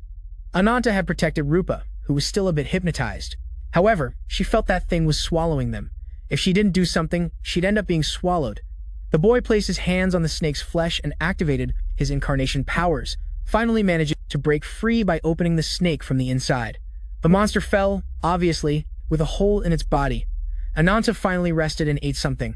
After a long time, he had drunk the blood of a cursed beast again. However, this was bad. He was alone in the middle of the forest and now had to take care of Rupa. Time passed, and here they were, the two of them. Rupa was finally waking up from the hypnosis. Ananta assumed the girl had finally regained consciousness. She tells him they had been trapped inside that giant snake, but she managed to escape. Rupa was feeling uncomfortable. She couldn't believe that Killer had rescued her. Ananta felt the energy flowing back through his veins. Slowly, he was starting to recover his powers. The boy said the snake's venom had weakened him a bit, so she would have to cooperate. The woman asked where her comrades were, but the protagonist sensed something dangerous, so he grabbed her and covered her mouth. Before the monsters could hear them, they were gigantic venomous black mambas, lethal and very aggressive. He assumed this was their territory. That's why the first one dragged him here. However, something was strange. He sensed a spiritual energy. Maybe these things weren't real. Rupa then asked what the plan was. The boy said fighting was the last option. He was poisoned, his curse was weakened, and on top of that, she hated him. So they had to escape right now. Without Sanya's ability to use the curse's power, he could turn into a monster. So there were two options. The first was to fight face to face and pray the enemy wasn't too strong and that he didn't lose control. The second was to find a route to reunite with their allies. Either way, she was the captain. So the decision was Rupa's. The girl said there was a third option, to abandon the forest and return to base. She could already smell the enemy's intentions. They were clearly hunting them. If they went out to fight, they'd be outnumbered. And honestly, bringing these things to their allies would cause unnecessary deaths. There was only one option, the least dangerous one. Though she didn't like it, but whatever. She told the boy to get on her back. She could transform and move very fast to get away from these things and take them out on the run. A few minutes passed, the huge snakes kept searching, and suddenly they realized that Ananta and Rupa were moving very fast and tearing apart everything in their path. As she had told them, she was an incarnation. She took her human form without needing to subdue anyone. The huge vipers tried to catch her. Ananta told the girl they were almost on them, and she asked him to hold on a little longer. They were very close to leaving the forest. The idea was to hold out and fight against these snakes while their allies did their job. However, Rupa noticed something. Coming out of the forest, there was a strange man waiting for them. Ananta had the vision of a hawk hunter and could see the mark that man had on his chest. That guy was one of the guardians of the incarnation of the things and told both of them that none could pass through this place. They called him Carlos. The guy created a gigantic swarm of snakes that attacked the kids. Ananta saw they were very fast. He didn't know if Rupa could dodge them. The woman grabbed the protagonist by an arm and threw him far away from danger. She would take care of the snakes while Ananta tried to escape. But anyway, the woman didn't have the capacity to face these things, so Ananta launched himself at high speed, and with his claws tore apart all the snakes that had hurt Rupa. The girl had been poisoned and had no more energy to keep fighting. The protagonist held her. He wasn't going to let her fall. Carlos was surprised. He didn't know the incarnation of vengeance was so benevolent. However, he started to feel Ananta's strongest trait. The greatest fuel was the hatred the boy had towards anything related to the incarnation of the wings, and he wouldn't hesitate for a second to tear apart any of his partners. Let's go back to the Valkyrie squads. Here were the monsters and the captain. Owl was ready to destroy them. The guy attacked with a quick and powerful thrust, thus ending the life of this demonic beast. Nadia managed to catch the last monster. The beast had finally fallen and, tactically, there were no allied casualties. The captain tells the white-haired girl to wait a moment. Something strange is going on. The behavior of these beasts didn't seem like they wanted to attack them. It was as if the monsters were fleeing and just crossed their path recently. He saw the huge serpent that devoured Rupa and Ananta. Sonia arrived with the others, stating that they have a serious problem. It's urgent to find the protagonist before he turns into a monster. Ananta, for her part, took some clothes and tried to suck out the venom the girl had in her body. Now all that's left is to wait and hope she can hold on and the venom hasn't gone too deep. Carlos tells the protagonist that if he doesn't take her to a healer, this incarnation will die. Ananta tells the girl to wait here. After tearing the skin off this winged guardian, he himself will take her to Sonia, so that girl can heal her.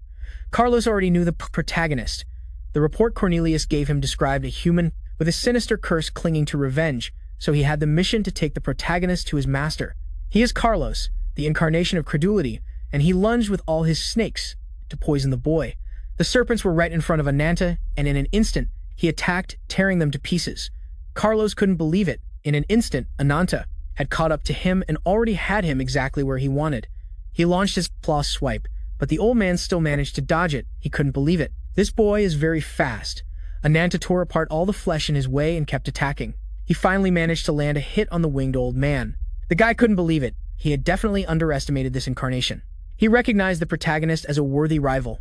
He has speed, strength, agility, and power. He's a tough kid to break. However, he still hadn't shown what he was made of. He transformed, surpassing Ananta's size by far, stating that this fight was going to be very interesting. Rupa was finally recovering from the venom. Ananta absorbed all the venom, or at least most of it, so the girl's defenses were enough to lift her up. From afar, she could see the exchange of blows between the protagonist and Carlos. She saw that the incarnation of vengeance was fighting to keep that monster from getting close to her, something similar to what the Valkyrie Queen did with her in the past. She remembered that according to the Queen, a comrade is someone you can trust your life with. So she began to transform and apologize to her queen.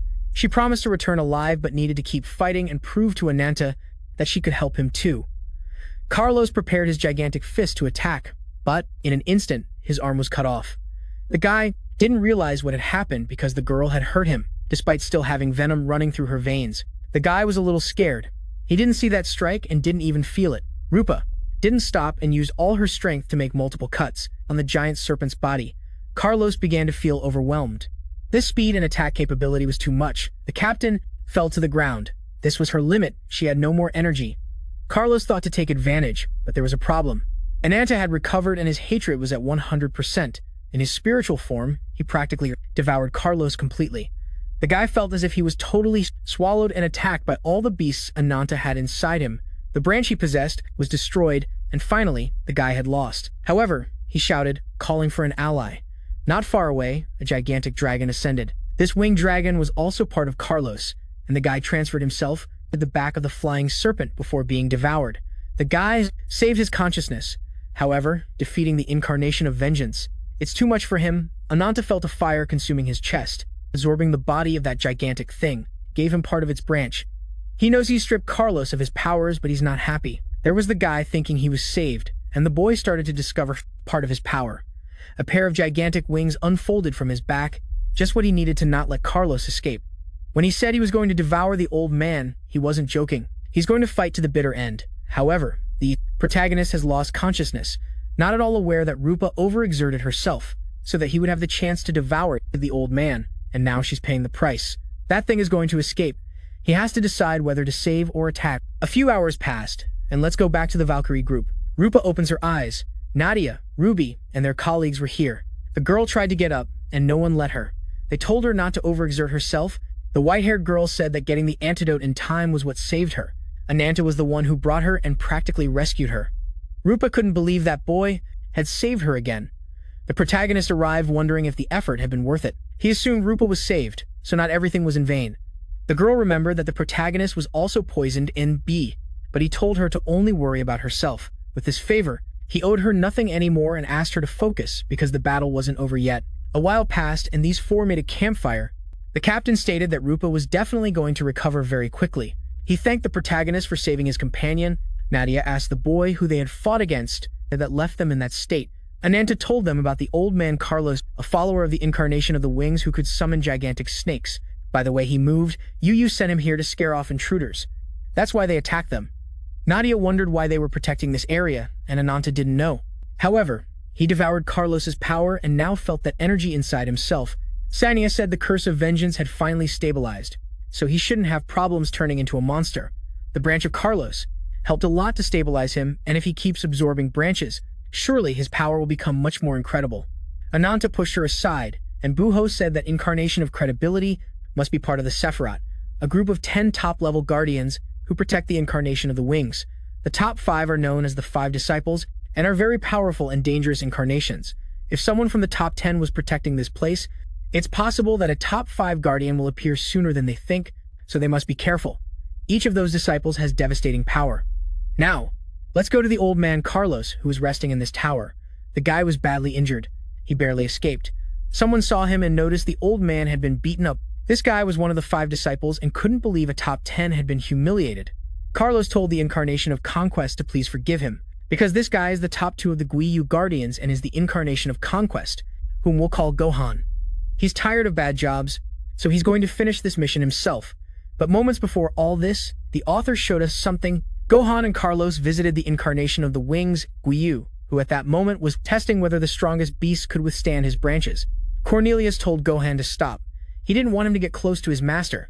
However, Gohan didn't like it all being spoken to in a commanding tone. These two didn't get along well, and at any moment they could explode. The incarnation of the wings saw that Gohan was full of energy, which was good because he had a mission. Carlos knelt down, assuring that he was at the disposal of everything Guiyu needs. Gohan is the only one he respects. It was the white-haired one, the incarnation of the wings. He says the Valkyrie Queen has started moving. Right now she is moving toward the land of the ancient Valkyries. Gohan assumes that woman is after the incarnation of divinity, and Guiyu agrees with him. That incarnation possesses one of its branches. It's important that the queen does not obtain it, and he wants Gohan along with Carlos to take charge of it. The elder asks him to please leave that mission in his hands. Cornelius states that now they have new allies. There is a guy who was able to face Falsac and defeat him. He is a human cursed by the Black Dragon, and will likely be leading that mission. He's dangerous and very hard to eliminate, so both must be careful. Gohan was happy, finally a worthy rival. He wants to know the name of that human, so the author takes the opportunity to tell us a bit more about Guiyu's guardians. According to the author, Gohan is the most resilient shield and Cornelius the strongest spear. Together they are an indestructible pair. Along with the other guardians, they are very dangerous individuals. According to the author, Gohan respects but is not very loyal to the incarnation of the wings. After Cornelius's warning about Ananta, normally Gohan would have gone accompanied by one of the other top 5, but the incarnation of Conquest was very egotistical. Since Gohan had already separated part of the branch that Ali had in his heart, the guy says these are products of an incomplete process. It's not as good as what Lord Guiyu makes, but it's still useful, so he discarded it but not to waste it. He has a plan, not only to finish Ananta, but to destroy all the Valkyries in this place. He's going to feed his own monster, and that way he can conquer the enemy. Carlos couldn't believe it because Gohan was feeding the demon that ruled these lands. The number 2 knows Ananta is no joke. Before the queen finds the incarnation of divinity, he himself will use it to finish them all by his own hands. He will destroy the incarnation of vengeance. He's a strong guy and well accompanied, so it will be a worthy fight. Then, after the first attack between Carlos and Ananta, a week passed. This whole area becomes a safe place, so Milana could open another portal from which the queen and her comrades emerged. Rupa and Owl welcomed Lady Riguelza. She was happy, because there were no casualties among her men. She acknowledged the great contribution Ananta and Nadia Scott and Mare had made by being here, affirming that all the Valkyrie troops were gathered. Ananta asks the queen how she feels returning to the place that was once her home. The queen thinks about it a bit. She's not offended or anything. This was where she learned everything she knows, grew up, and became who she is today. Seeing it like this makes her feel pity. Milana arrived to welcome her and knows that Ragwelson understands the situation they are in. A few days ago, a huge light emerged from what was the Valkyrie capital. According to Nadia, this is a phenomenon that occurs when the power of a branch is extracted.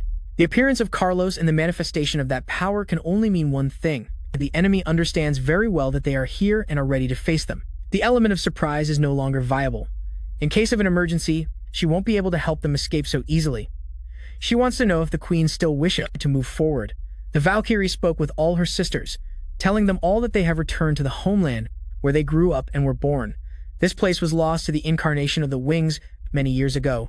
and she had sworn to the comrades of that time that she would return. So, in the name of all those who have fallen and those who will fall, they will reclaim this world. The sacrifice of all the Valkyries will not be in vain, so she asks all of them to please accompany her to war and fight with all their strength just as she will.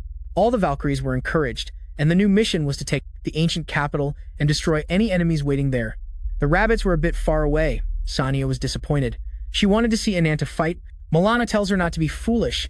They are not warriors, so it makes no sense to walk into the lion's den. Besides, the protagonist has stabilized.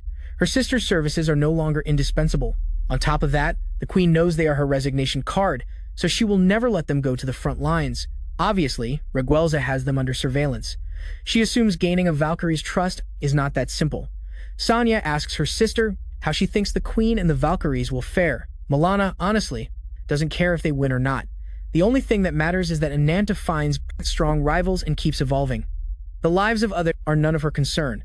The offensive on the capital began. The first monsters were found on the way. The Valkyrie army began to show why they are a resistance. This was the first front, and here were the captains, Nadia and the main group of Valkyries. As you can see from afar, the monsters were too many and all of one type. The queen ordered them to raise their shields. Everyone had to be coordinated. The warriors raised their shields, blocking the beast's attacks. Ananta still hadn't intervened. He was saving his strength and asked Ruby to help them. The salamander climbed on the shields and burned all the snakes that crossed its path with fire. The boy did not underestimate the Valkyries. Besides, the attack power Nadia has is no joke. Unless a guardian arrives, he doesn't have to interfere. However, losing coordination in an instant could cause unnecessary losses. In any case, it's clear these people have been fighting for many years. The queen thinks the same. As long as no incarnation or guardian arrives, her troops won't have problems. But this is strange. The icon must be waiting for them somewhere. And who knows if Carlos has brought reinforcements. First, he shouted to Reguelza that something could be seen on the horizon. It was the watchtower in the capital. From there, they could establish a starting point. However, this place was guarded by Carlos, and he welcomed all the Valkyries, assuring that all those who deny the existence of the incarnation of the wings will be destroyed. That very night, someone shot an arrow at Scal. He doesn't like people talking so much. The old man won't forgive them for showing so much disrespect. Behind him, the enormous Quetzal dragon emerged. The beast was charging at the monster that Gohan had fed with the Valkyrie's branch. The queen couldn't believe it. Even from so far away, she could recognize what it was. It was something very dangerous, and now she understood why, until now, the incarnations hadn't shown themselves. She shouted to all her warriors to keep their defense high and not get distracted. The monster launched the huge mass of flesh. This thing was crushed as if it were a residue of meat, and from there, a humanoid creature emerged. Reguelza perfectly recognized what it was. This thing was the incarnation of divinity, the being that once protected the Valkyrie Empire, Alicon. The monster began to speak in a strange language, and the queen shouted to all her warriors to cover themselves. An eye came out of Alicon's mouth. The red matter began to contract at the same time and absorbed everything around it, including monsters and warriors. One of them tried to resist, but everything this matter touched, it could absorb without problems. A huge unicorn horn emerged from it. Here was Alicon, its new form as an evil spirit. Carlos told the Valkyries they would never be underestimated again. It's time for the incarnation and Alicorn to show you what true power means. The monster was practically a horse and started to charge. However, Ananta was here to face it both. Clashed in a duel of physical power, Buho and Rupa attacked immediately. Both created a deep cut on the flesh of this gigantic monster. Reguelza spoke on behalf of her former companion Alicon, begging him not to despair since she herself would put an end to his suffering. However, Alicon surprised the protagonist and lifted him, throwing him into the sky. The guy was capable of creating a kind of black hole, which he called Quasar. He threw it and Ananta was partially swallowed by the attack. However, this thing can expand and almost completely eliminates all the boy's flesh. The little that remained fell to the ground. Rupa got angry and attacked with all his strength. However, Alicorn has many ways to defend himself and launched multiple tentacles at the incarnation to absorb her. But Buho appeared with his sword technique and managed to shred all the tentacles that this beast had launched. The girl wasn't going to back down. She wanted to land a good hit. A ball of poison was thrown by Carlos from behind, and Buho did his best to save his companion. The guy was barely grazed, but both were safe. Carlos hadn't forgotten her. Remember that the girl was the one who took his arm, so he had a very personal problem with the captain. Rupa, the huge Quetzal serpent, is the one who launches the huge ultra-toxic poison darts.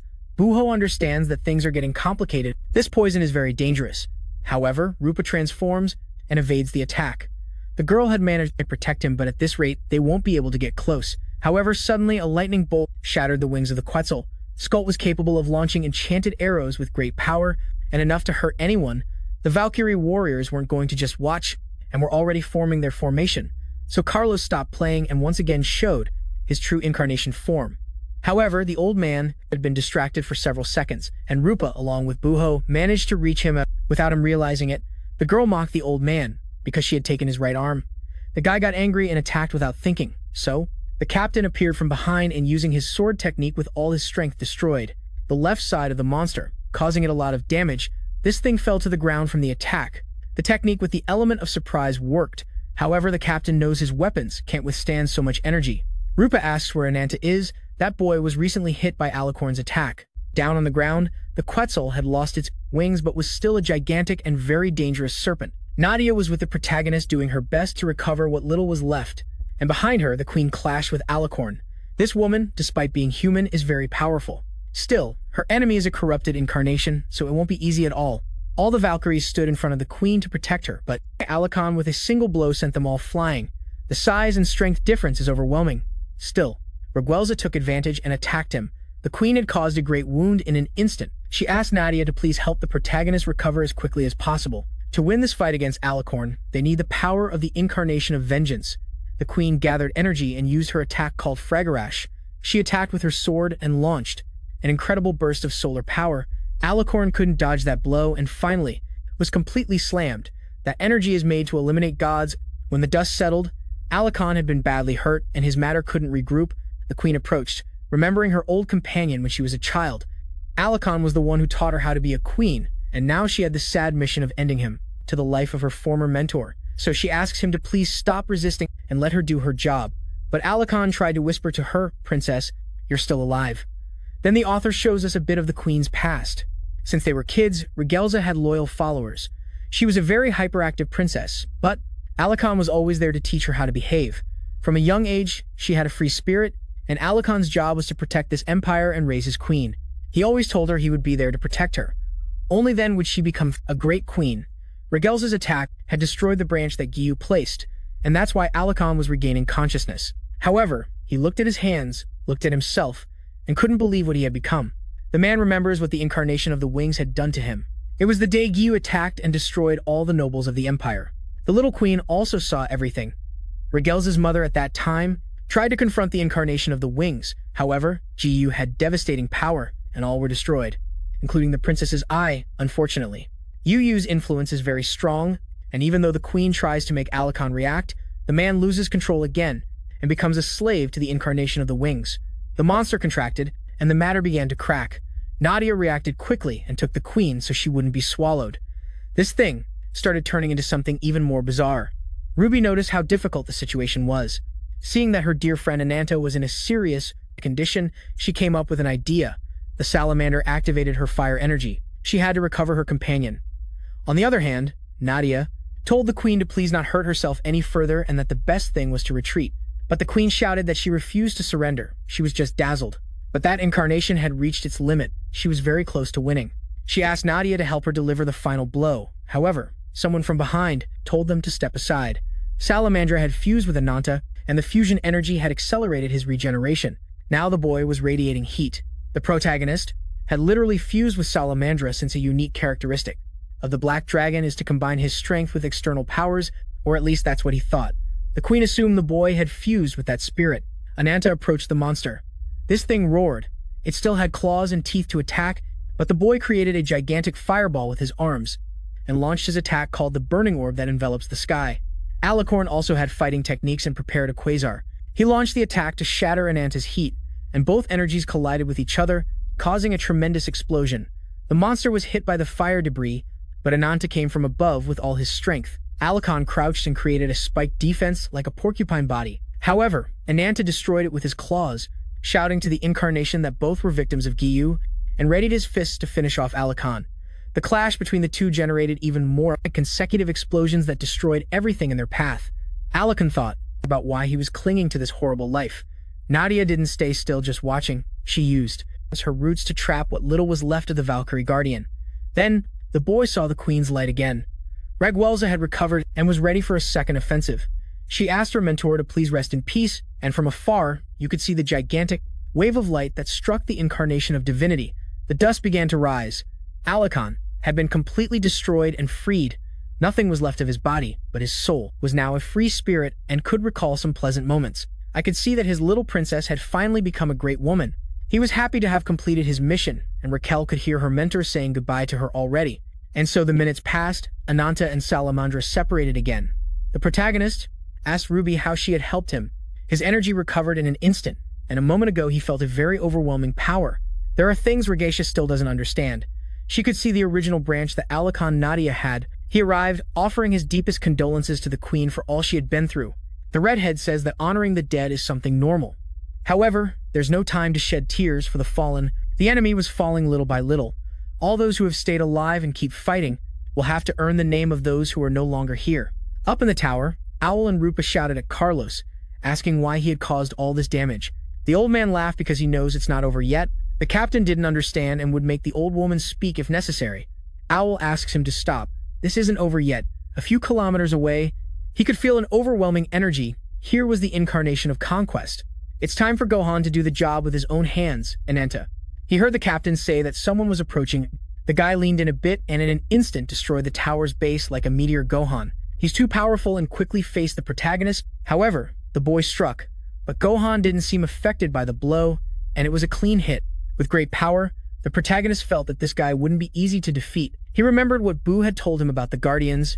There are 5 warriors at the highest level, and any of them has a power so overwhelming that not even the captains can surpass it. Ananta assumes that Gohan will be equal to or more powerful than Cornelius, the incarnation of conquest. He's happy. It didn't take him long to find his target. Now he wants to see what he's made of. Ananta, the protagonist, roared with all his strength. He fears no one. Gohan and Ananta attacked head-on. Both collided and started throwing their fists with all their might. The protagonist felt Gohan's power. He knows this guardian is really dangerous. The guy, for his part, was causing damage but noticed the protagonist's regeneration, so he used a more effective strike called Pangolin. The boy landed a powerful blow on Ananta's chest. The attack's power was so high it made him recoil, but Salamandra wouldn't let his friend be defeated so easily. And again, the two fused to increase Ananta's energy. In this form, the boy is practically a Godzilla. He attacked Gohan with a fire ray, making the guy recoil from the attack's power. Despite the devastating energy, Gohan wasn't really getting hurt. This guy had very strong resistance. Near them, the Queen and Nadia had to cover themselves so the heat wouldn't hurt them. The fire ceased, and Ananta kept staring at the Guardian, stating that Gohan is a disgusting monster. The fire had hit him, causing some injury, but he really didn't have a single serious wound. Gohan was impressed. He thought Cornelius was the only one who could make him exert himself, but he recognized Ananta as his opponent.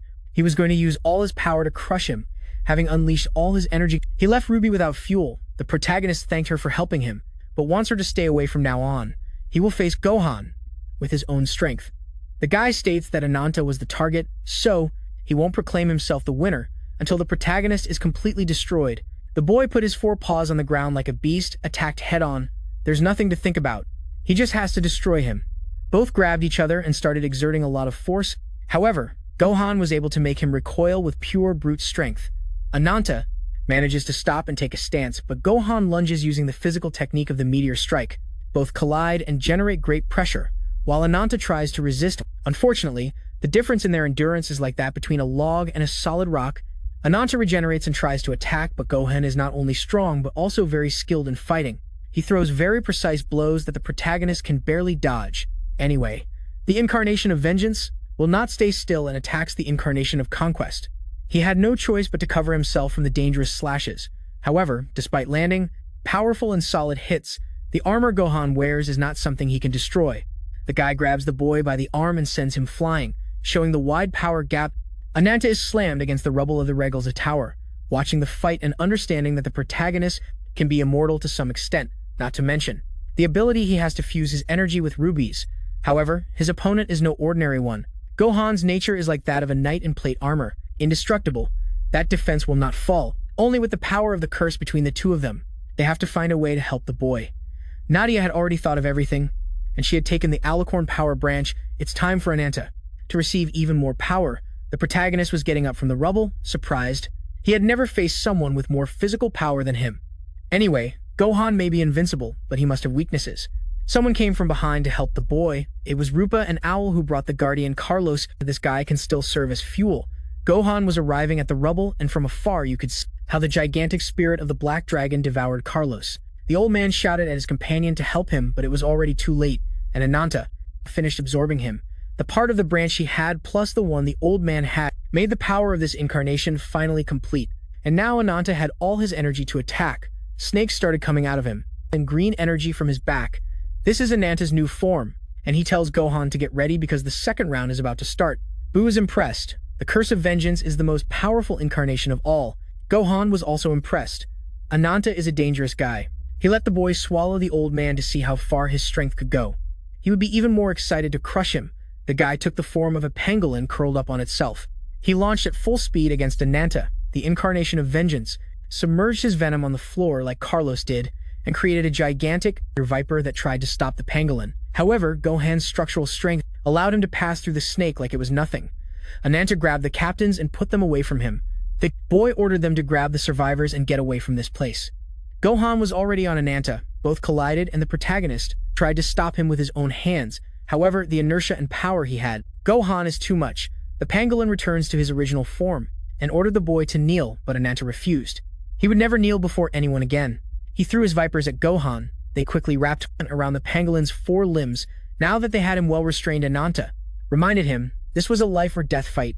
Here everything is allowed. The protagonist's open stance makes Gohan remember the incarnation of the wings. The guy destroys the vipers that had him restrained because he doesn't like what he sees.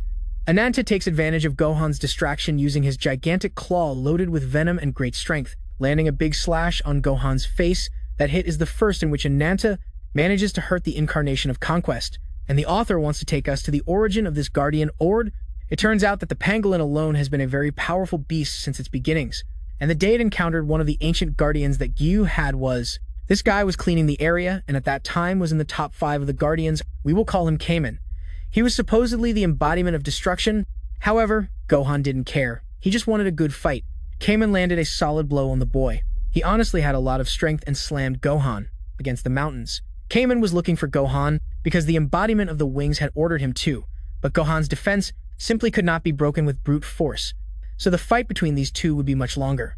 Kamen, as his name suggests, could transform into a gigantic crocodile, and despite the obvious size difference between the two, their battle lasted more than 3 days, and you realize his envoy hadn't returned, so he went himself to see what happened and was surprised.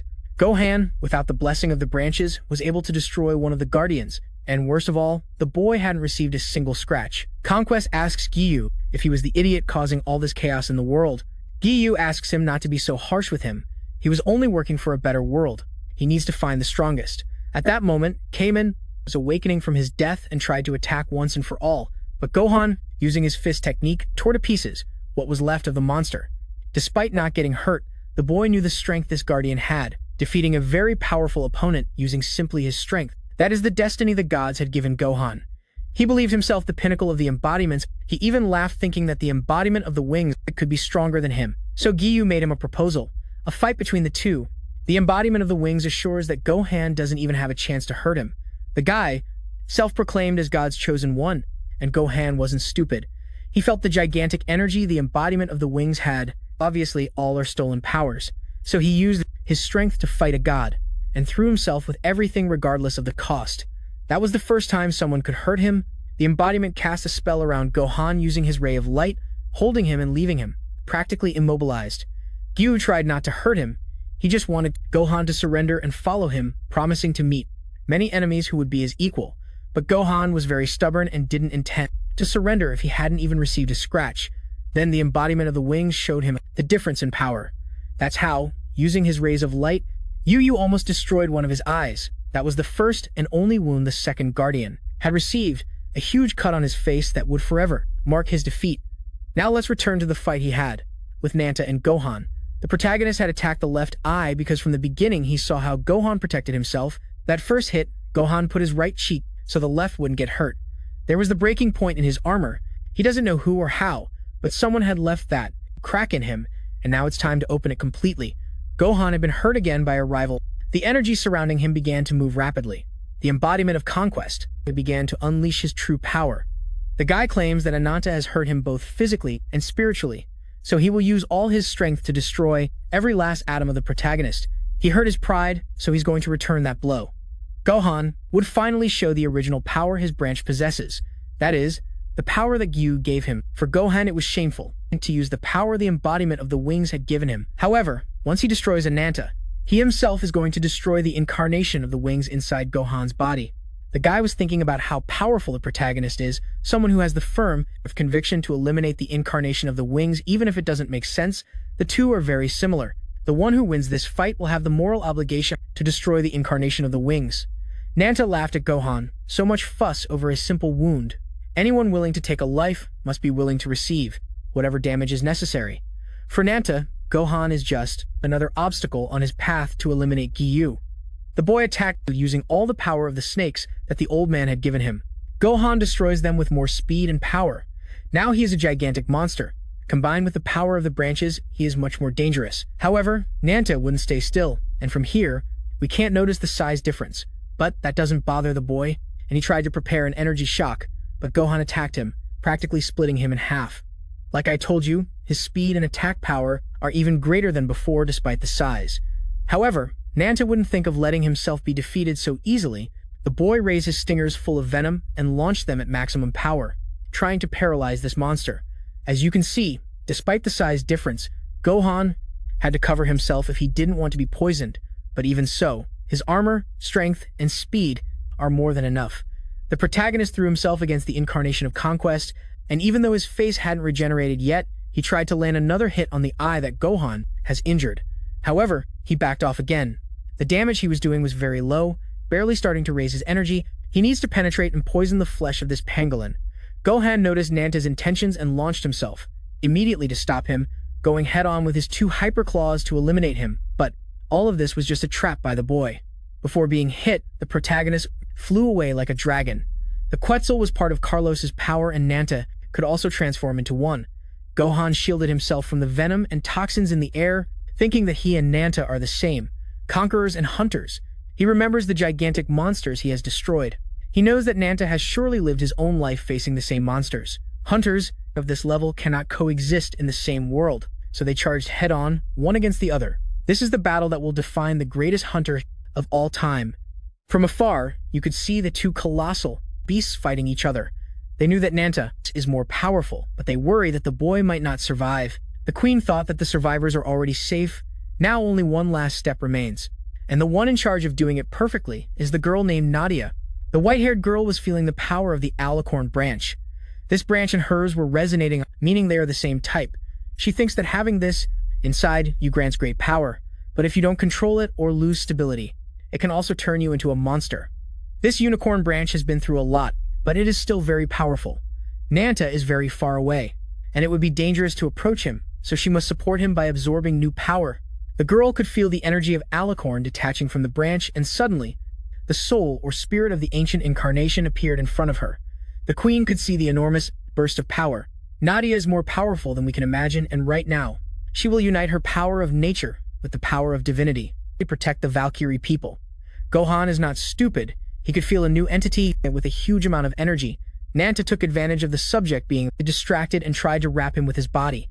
The boy tells the Guardian that no matter how many times his body has been torn apart, Nanta will keep getting up.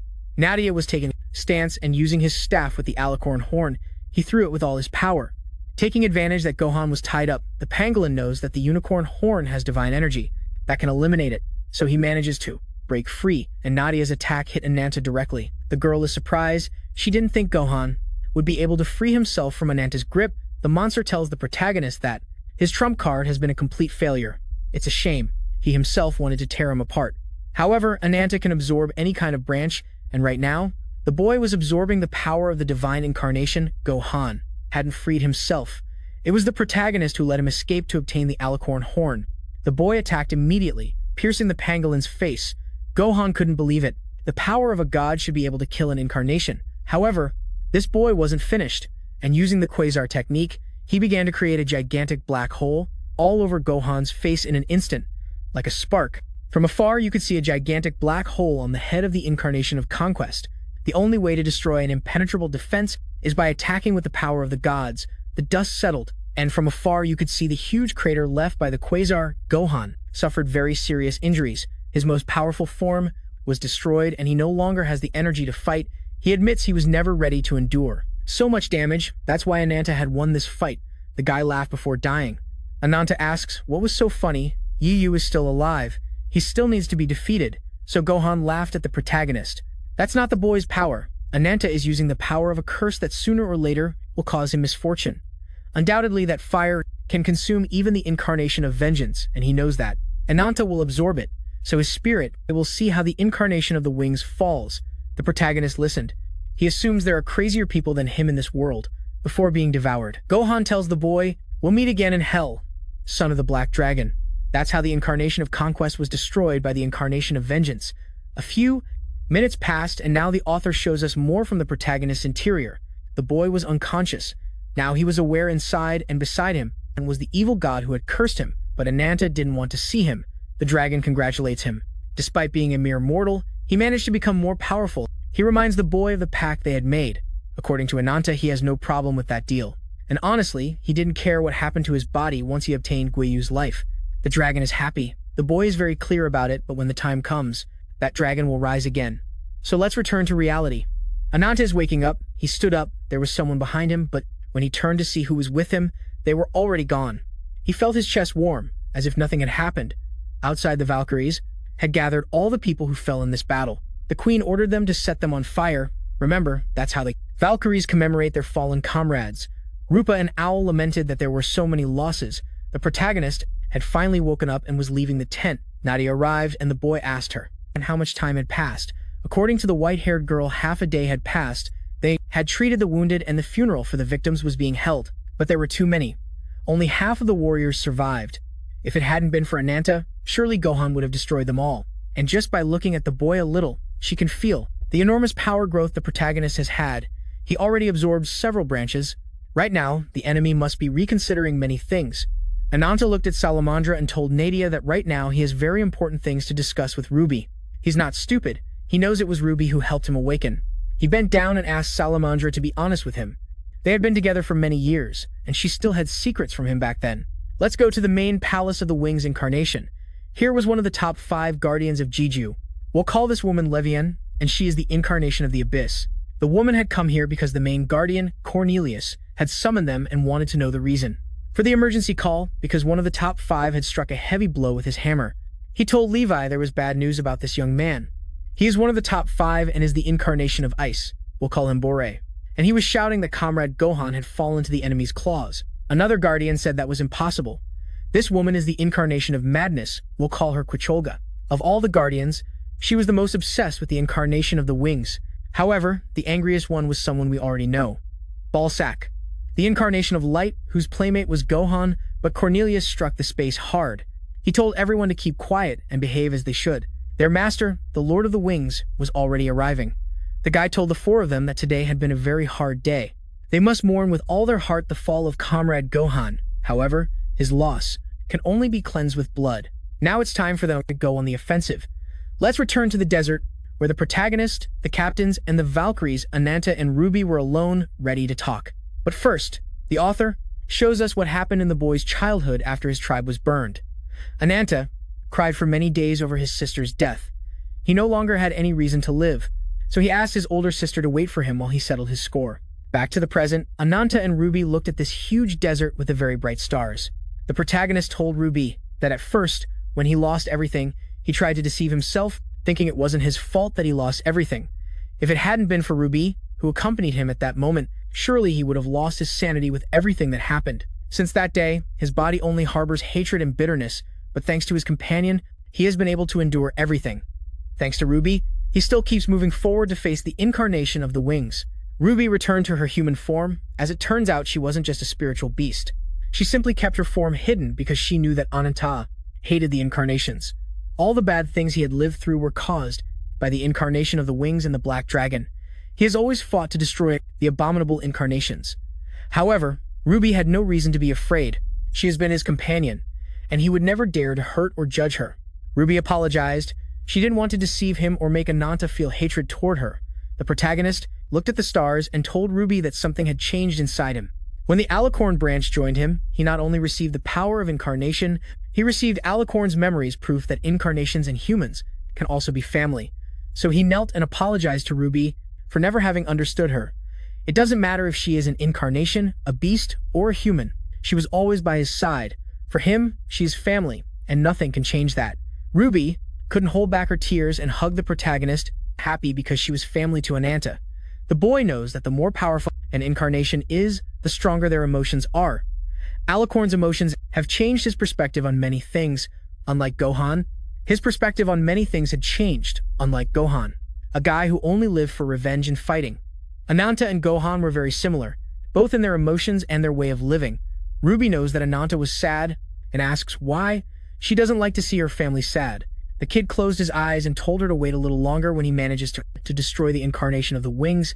Then together they will return to their village, and they will be able to see again the seeds he left on his sister's grave. Meanwhile, the Valkyries have finished their ceremony and the queen notices Milana's arrival. The rabbits were in a hurry and wanted to urgently warn the queen about something. The Ragwelza reminds the rabbit that they shouldn't be here, but they came because there's a very strange situation. Something odd is happening at Levanthan Fortress. Milana says her power can teleport them to a safe place. Safe places are constantly monitored so no enemy can catch them by surprise. However, the queen yells at her to be direct. What is the reason the fortress is no longer safe? The rabbit knows she has no combat skills, so if she's not careful, the queen might eliminate her. But the point is that most likely, at this very moment, the fortress is being invaded by enemies, and surely they are the Guardians.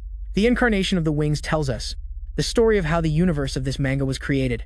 At first, there was a drop of cosmic power and ignited everything. That was what caused the Big Bang. In this story, in that gigantic explosion, 6 powers concentrated in the universe. From those powers, the 6 main gods were born. The first is the sacred god who governs divinity and life. The second was the demonic god who controlled malice and death. The third was the goddess of magic who ruled over miracles and laws. The fourth was the god of sorcery. The fifth was the god of warriors, who governed war and conflict. And the sixth was the god of machinery, who ruled over creation and destruction. These 6 are the absolute gods of this manga. They were the ones who created planet Earth. The first thing they did was give life to this world and also created humans. According to the Elder, the gods had decided to create prophet, granting them their power through objects containing their energy. These prophets are known as the first incarnations. A boy asked, what happened to the first 6 incarnations? The Elder tells us that not all gods pass their power and will to mystical beings on Earth. The god of machinery created his own incarnation, a perfect being, created in the image and likeness of humans. This is the incarnation of machinery. What the first incarnations did was go out and find a people to live with. There was harmony for many years, but not long ago, a descendant of the incarnations known as the incarnation of the wings attacked humanity. The incarnation of the wings took over the divine revelations, that is, the power of the 5 main gods, and all those who opposed him were destroyed. That is why Levanthan is a group of resistance and hope for humanity. This girl asked, what happens if something happens to the queen during the expedition? Someone arrived telling the children not to worry. Bernard can assure them that their queen is very strong and will return. He is an incarnation and a descendant of the warrior god. He asked the children not to worry. Their protectors are very strong and will watch over keeping them safe. Bernard apologizes to the Elder for interrupting her, but she tells him not to worry. A boy looked at this girl with mouse-like features. Do you remember her? Raquel, she is an incarnation, so she's going to be very strong when she grows up. Bernard says the same. Raquel is small, but when she grows, she can develop her power and become a protector. This girl asked why Raquel became an incarnation. The Elder tells us that the power of the incarnations can be inherited through their children, the children. They started saying they wanted to be Bernard's children, and that brought back a lot of memories for the big guy. Raquel noticed the captain was uncomfortable because Bernard has a son, and he has brought him a lot of suffering. Now let's go outside the fortress. A guard noticed something approaching, so he started ringing the bells so everyone could hear them. The old woman recognized that bell as an invasion alarm.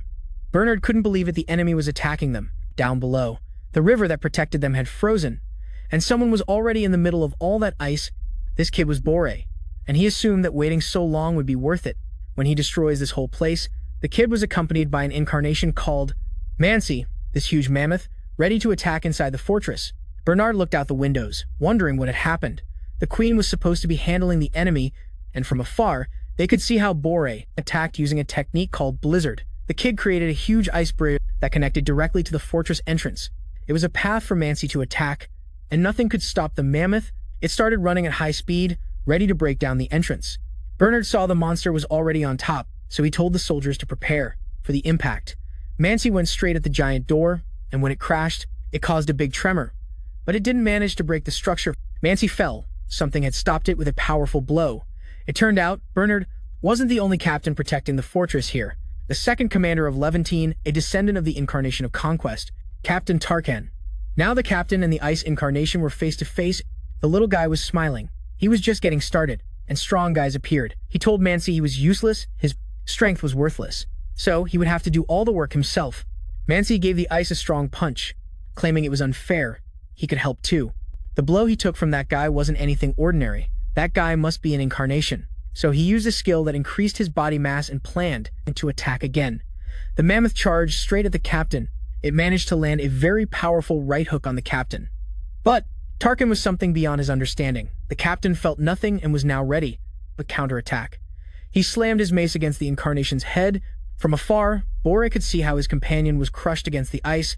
The boy began to understand that surpassing that captain wouldn't be so easy. Tarkan is the strongest commander the resistance of Lebanon has. Bernard grabbed a weapon and jumped out the window. He also needed to confront Bore. He congratulated Tarkan for protecting the invaders' entrance. Tarkan knew Bernard wanted to take care of Bore. The captain mentioned that the hammer the boy had was the divine artifact that protected his tribe before it was destroyed. If Bernard was going to die, it would be correcting all the mistakes of his past. Then the author shows us a bit of the frozen land left in the north. It was a village that had stayed out of the war and invasion for many years. One day, a young Viking, expelled by war and destruction from his land, arrived at that village. These people were very different from Bernard. They had never lived through war. However, there was a woman from that village who did approach him, the incarnation of Snow, the only woman Bernard had ever loved, the one we will call Tosca. Someone like Captain Bernard, who only knew how to kill and survive, was saved by the kindness of that woman. After a while, naturally, they fell in love and got married. Unfortunately, the product of their love was a cursed son, a healthy boy born with the image of an evil beast. That worried them a lot. With that appearance, the boy would be rejected by his people. Unfortunately, a supposed savior appeared before them.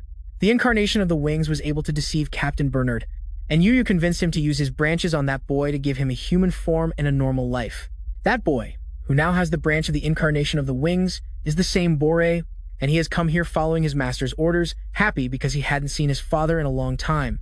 Bernard doesn't know what to say. Bore knows his biological father is the captain, so the right thing is to call him Dad, and the skin he's wearing apparently was Tosca's skin. Bernard charged at full power. He won't let this boy mock his late wife.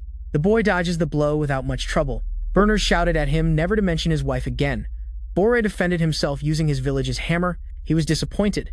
He thought the man who fathered him was much stronger. He froze the wall using his ice hammer, and the impact of the spell sent the captain flying. However, he didn't let himself fall, and managed to recover. The boy tells the captain to be proud. He has become a guardian of the god of the wings and carries the blood of Bernard and Tosca. Tarkan watched the fight, knowing this was bad. However, Captain Bernard told him not to worry. He won't fall so easily. At least he won't die until he finishes this fight. Bore said that Tarkan looked stronger. Maybe he wants to change opponents. But the captain noticed a strange feeling inside the fortress. The guardians and some people had been eliminated. Something was attacking the people. It turns out Bore is not the only one who came on this mission. Other incarnations had also come, and worst of all the people they could reach were starting to be eliminated. The resistance was falling. Quicholga was inside the base, accompanied by her henchmen, and she would finish off everyone in this place. The order was very simple: to destroy all humans and incarnations. The Valkyries inside did their best to evacuate the people. Everyone was leaving, being taken to the deepest refuge of the fortress. The old woman was accompanying the children. Raquel was somewhat worried about the captains. However, she noticed something coming out from above. A huge giant centipede was piercing the roof and had reached them. Quicholga's henchmen had pierced the fortress and of course wouldn't let the poor people escape. From the 100-foot giant came the guardian, happy because finally she had reached the miserable humans. Now we go outside the fortress with Bore and Bernard. The captain asked the boy if all this was just a game to him. Bore accepted it. He does all this simply for fun. He used a spell with his ice hammer that started creating a kind of dome. The incarnation of ice wanted to take care of Bernard and Tarkan. The latter wasn't going to stay still. He struck the ice walls hard, needing to get out of there. However, it was useless. Bore told them the only way to escape was by defeating him first, and now he started transforming into his beast form. This is the incarnation of ice, ready to fight with great strength. Bore didn't hesitate, twice and charged head-on at the captain. However, Tarkan left the games behind and also launched an attack. This isn't the time for a fair duel of father versus son. He landed a strong blow on the face of the gigantic Bore. However, the boy managed to stop it. He understood Tarkan was desperate to return to the fortress. The incarnation of ice told them it wouldn't be so easy to defeat him. He has the blood of 2 incarnations and the power of 1 branch. His combination is unique in the whole world.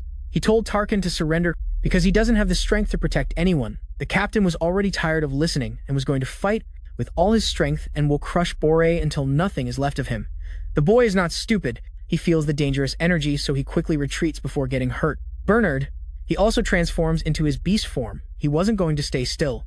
He attacked so fast that he managed to land a hit on Bore. The boy managed to hold his stance. However, he starts to realize he underestimated these two. A fight against both of them at the same time could be deadly for anyone. The combination of the second and the first captain, the strongest of Leviathan, is very dangerous. So let's go back to the fortress because Quichulga's henchmen had eliminated the people who didn't make it inside, and now they're trying to break the huge door. But with brute force alone, it's very difficult. The insect guardian approached from behind, telling them not to make so much noise. She's annoyed that her followers are so useless. More soldiers were arriving right now. She can take care of the door. While her followers eliminate that pest, the incarnations have no choice but to obey. Behind the door, the people were very scared. The incarnation of madness is very powerful. Quichulga speaks to them saying they were the last humans. Right now, the last soldiers and warriors were being eliminated by some incarnations. This door is sturdy, but there is an acid capable of melting the earth. Forced, the women watched as a poison began to eat through the door. Quichulga was excited to swallow them all and take away their hope. The children were also here. Raquel was certainly scared. Now the incarnation of madness and wants to play with them and gave them one last chance. If they can hand over those children, she will forgive them. The old woman can't believe it. This monster is despicable. The guardian states she only wants the children. If humans are smart, they shouldn't refuse that offer. The women began to question if that was the best option. The children were scared. It seemed like they were going to be handed over, but the old woman yells at them not to be foolish. That monster is just playing with all of them. The lady won't let anyone lay a finger on these children. Chola assumes the old woman was very persuasive. However, the door had been pierced enough, and now it was releasing a kind of poison that was going to swallow all the people. The old woman protects the children, but before they are reached, a white mass protects them all. Raquel managed to raise a wall to protect them. That excited Quichulga. The incarnations are very interesting. First, she would have to deal with this brat. Quichulga faced Raquel directly, understanding that the girl's powers awakened because her loved ones were in danger. Strong emotions are the main fuel for any incarnation. That makes her laugh. She finds it funny that they're still resisting. Inevitably, everyone will fall. Also, Quichulga had strong motivation and won't let anything stop her. Motivation is the love she has for the incarnation of the wings. She won't disappoint her master for any reason, and transforms into a gigantic centipede. This was her true form, the appearance of a disgusting monster. If Raquel wants to protect her own, she'll have to finish off this thing. The girl obviously falls scared. It's a miracle she didn't run away crying. Quichulga begins to understand that Raquel is just a simple girl. It's stupid to think that a simple incarnation can face her. She used this transformation because Raquel showed good skill, but she's just wasting time, she thought. The old woman shouted she doesn't want Raquel to get hurt. Cholga launched her huge tongue to catch her, but the poor old woman protected her. She won't let her children get hurt. Unfortunately, protecting Raquel cost her life. The incarnation lifted the old woman and held her with her legs. In an instant, the poor old woman was completely destroyed. Raquel watched as her nanny was turned into acid. Quichulga will not forgive anyone who gets in the way of her fun. Fortunately, Raquel was beginning to feel hatred, and as you know in this story, hatred is the best fuel to gain power. Raquel is awakening an evil spirit. With the small knife the girl had, she instantly cut all the left legs of the incarnation of madness. The monster screamed, feeling like it was being burned. Outside, her followers heard their mistress's screams. Raquel kept throwing her cuts. She wants to cut Quichulga into 1,000 pieces. The incarnation had no choice but to dodge. She cannot regenerate, much less like that, so she threw her acid trying to finish Raquel off. She said the girl was hit, and in front of the monster, a huge acid explosion occurred. Quichulga will never forgive being hurt and humiliated like this. Her followers arrive, worried about what might have happened to their lady. Quichulga asks why they are here. She was supposed to have left them guarding the other sector. Suddenly, a gigantic mace appeared, striking the incarnation. The blow was so strong that Quichulga was thrown several meters backward. The queen and owl jumped over the backs of the lesser incarnations. Finally, the cavalry had arrived. Raquel warns them all. They will not be forgiven for all the damage they have done to her people. They came through a portal, and here was Nadia. She was the one who threw that mace at the incarnation of madness. The girl tried to calm the hatred Raquel was feeling. She apologized for arriving so late and asked her not to be afraid anymore. She won't let anyone else hurt them. Nadia spoke like this so the girl would regain her consciousness and not turn into a demon. Raquel came back to herself and began to cry, because, obviously, she's a child and was scared. The little girl reunited with her friends. For now, everyone is safe. Now Nadia has something to finish. Quichulga removed the giant mace from herself. She couldn't believe so much disrespect against her. Her companions told her there were no elite warriors because the queen and the others were here. It doesn't matter. She would take advantage of the moment to finish off all the people who get in the way of her beloved. Nadia told her to shut up. She was the one who caused all this fear by attacking innocent people. The incarnation of madness didn't know much about Nadia, so she wasn't afraid of her. The white-haired girl thanked her for revealing her true intentions. That way, she wouldn't have any doubts about destroying every last atom of Quichulga. The girl would use the power of her branch again. Quichulga looked at Nadia's energy and felt something familiar, similar to the feeling she had when Raquel got angry at her. The white-haired girl expelled the energy that only evil spirits can have, hatred in its purest essence. It annoyed her to see that a powerful woman hated her so much that she regenerated the parts Raquel had cut off and launched herself with all her strength. She wouldn't let Nadia look at her that way, but the power emanating from Nadia was from a very powerful incarnation. The girl said it was the first time she really wanted to hurt someone. Madness began to feel fear. It's not just the power of an evil being. Nadia has an energy similar to that of the incarnation of the wings. The girl wanted to know the name of the incarnation of madness so she could remember her whole life. Who was the first monster she eliminated? Now the author shows us what was happening outside. Bore again retreated in his battle against Tarkin and Bernard. The gigantic bull is very good at defending and attacking, while Bernard always lands critical hits. He hasn't shown all his power yet, but isn't sure he can face them without getting hurt. If he lowers his guard, this could be the end for him. So he starts to increase his energy. He needs to level up and take it seriously. Bore used his hammer, turning it into a huge mace and reinforcing his body, firing ice projectiles at high speed, the stakes connected to Tarzan. He immediately tried to freeze their arms. The captain understands that if he doesn't break free, he could end up frozen. However, Bore took advantage of the distraction and landed a hit with his hammer. Arnold tried to attack, biting his son's leg, and now they were face to face. But obviously, the kid had more power thanks to the EU branch. However, his father tells him something. The most essential thing in any duel is to never give up. The son tried to silence him once and for all, but Tarkin managed to surprise him from behind. Even though his arms were frozen, he wasn't planning to let go. From outside, Ananta appeared, ready to shoot a fire beam. The Ice Guardian shouts that they are not enough to eliminate him. And suddenly, he could see how. A fire energy approached from outside. Ananta managed to land his attack on Bore, and from afar, you could see the explosion caused by the impact. Bernard doesn't understand what just happened. Some time passed, and Ananta mocked them. A single enemy is causing them so much trouble. Finally, reinforcements had arrived. Tarkin asked where Queen Rupa was. They told him not to worry. The important thing is that everyone is okay. However, the Ice Guardian still wouldn't be defeated. Now he had created a gigantic reinforced ice armor, covering his entire body.